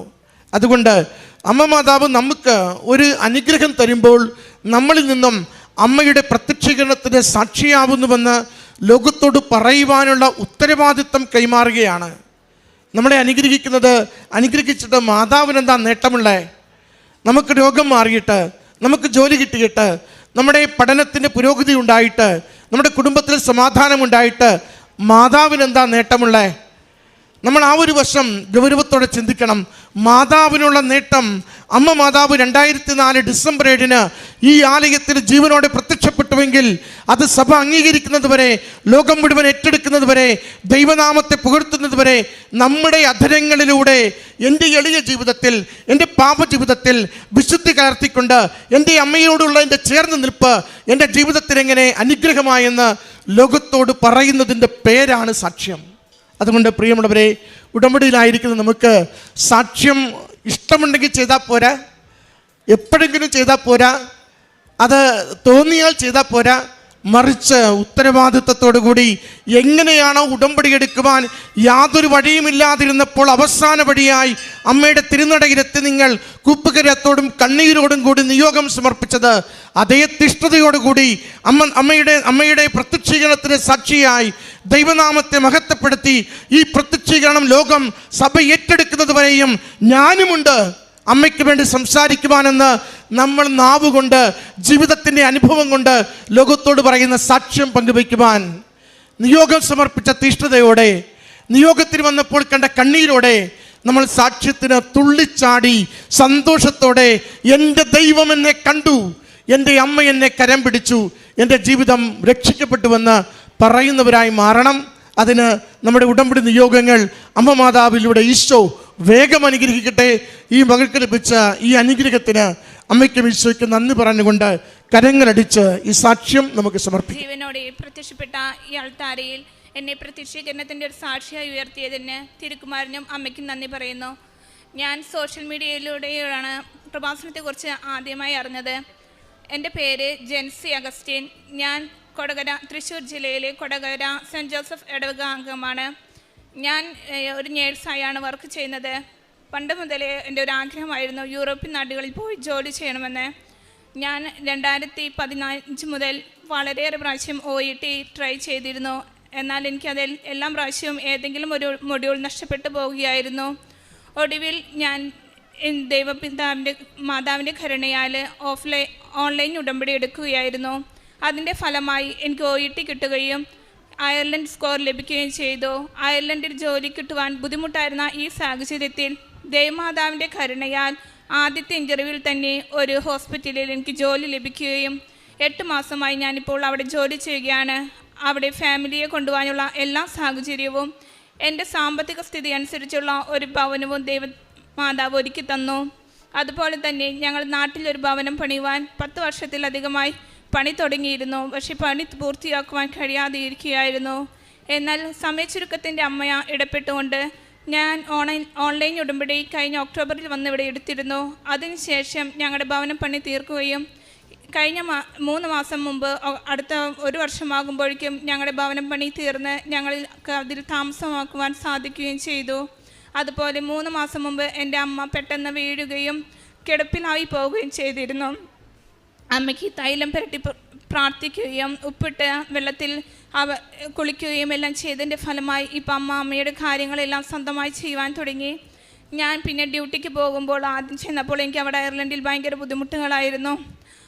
അപ്പോൾ ഞാൻ ആരും ചവിട്ടാത്ത സ്ഥലത്ത് ഉപ്പിട്ട് പ്രാർത്ഥിക്കുകയും ചെയ്തതിൻ്റെ ഫലമായി ഇപ്പോൾ അവിടെ എനിക്ക് അഡ്ജസ്റ്റ് ചെയ്ത് പോകുവാൻ സാധിക്കുന്നു. അതുപോലെ പ്രേക്ഷിത പ്രവർത്തനങ്ങളായി യൂട്യൂബിൽ വരുന്ന സാക്ഷ്യങ്ങൾ പരമാവധി കാണുകയും ഈ ക്രിസ്തുവിനെ അറിയാത്തവർക്ക് പറഞ്ഞു കൊടുക്കുകയും അറിയുന്നവർക്ക് വീണ്ടും നമ്മുടെ കൃപാസന മാതാവിനെ പരിചയപ്പെടുത്തി കൊടുക്കുകയും ചെയ്യുന്നു. അതുപോലെ ദശാംശമായി എൻ്റെ സാലറിയുടെ ഒരു പങ്ക് എല്ലായ്പ്പോഴും ഞാൻ അവർക്ക് മറ്റുള്ളവർക്കായി മാറ്റിവെക്കുകയും ചെയ്യുന്നു. കുർബാനയിലും കുംസാരവും എല്ലാം മുടക്കാതെ പരമാവധി കുർബാനയിൽ പങ്കെടുക്കുവാനും പരിശ്രമിക്കുന്നുണ്ട്. അതുപോലെ കൊന്തയും മറ്റുള്ളവർ എന്നോട് പ്രാർത്ഥനാ സഹായം ചോദിച്ചു കഴിഞ്ഞാൽ ഞാൻ ഒരിക്കൽ പോലും അത് മറന്നു പോകാതെ അവർക്ക് വേണ്ടി പ്രാർത്ഥിക്കുവാനായി പരിശ്രമിച്ചുകൊണ്ടിരിക്കുന്നു. ഇത്രയേറെ ചെറുതും വലുതുമായ 1000 അനുഗ്രഹങ്ങൾ നൽകിയ ദേവകുമാരനും പരിശുദ്ധ അമ്മയ്ക്കും ഞാൻ ഒരുപാട് നന്ദി പറയുന്നു. നിന്റെ വഴികളിൽ നിന്നെ കാത്തു പരിപാലിക്കാൻ അവിടുന്ന് തൻ്റെ ദൂതന്മാരോട് കൽപ്പിക്കും. നിന്റെ പാദം കല്ലിൽ തട്ടാതിരിക്കാൻ അവർ നിന്നെ കൈകളിൽ വഹിച്ചുകൊള്ളും. സങ്കീർത്തനം 91:11-12 വചനമാണ്. ദൈവത്തിൽ ആശ്രയിക്കുന്ന ഒരു ജീവിതം നാം നയിക്കുമ്പോൾ നമ്മുടെ ജീവിത വഴികളിൽ നമ്മെ കാത്തു പരിപാലിക്കുന്ന ദൈവം നമുക്ക് കാവൽ നിൽക്കുന്നു. നമ്മുടെ ജീവിത വഴികൾ ദൈവത്തിൻ്റെ കണ്ണിൻ മുൻപിലാണ്. വീഴാതിരിക്കാൻ ദൈവം നമ്മെ കൈകളിൽ ചുമക്കുന്നതായിട്ടാണ് ഓരോ ഉടമ്പടി മക്കളും വരുന്ന സാക്ഷ്യത്തിൽ നമ്മൾ കേൾക്കുവാൻ സാധിക്കുന്നത്.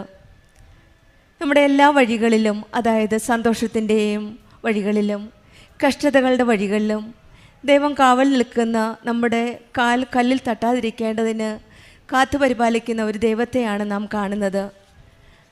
അങ്ങനെ ഉള്ള ഒരു സാക്ഷ്യമാണ് ജെൻസി അഗസ്റ്റിൻ എന്ന മകൾ നമ്മളോടിപ്പോൾ പങ്കുവച്ചത്. 10 വർഷത്തോളം OET എഴുതാനായിട്ട് ട്രൈ ചെയ്തു.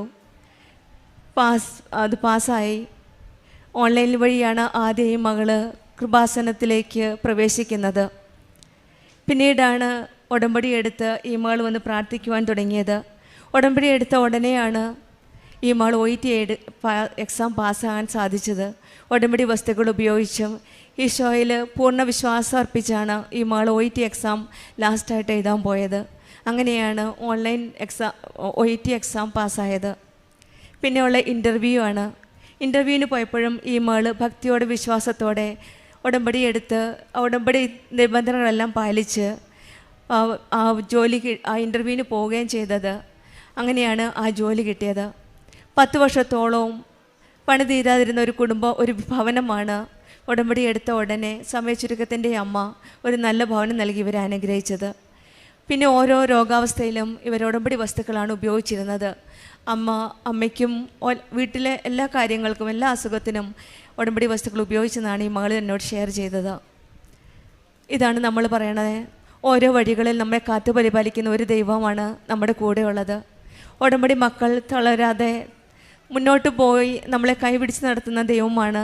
ദൈവത്തിൻ്റെ ദൂതൻ നമ്മുടെ കാവൽക്കാരായുണ്ട്.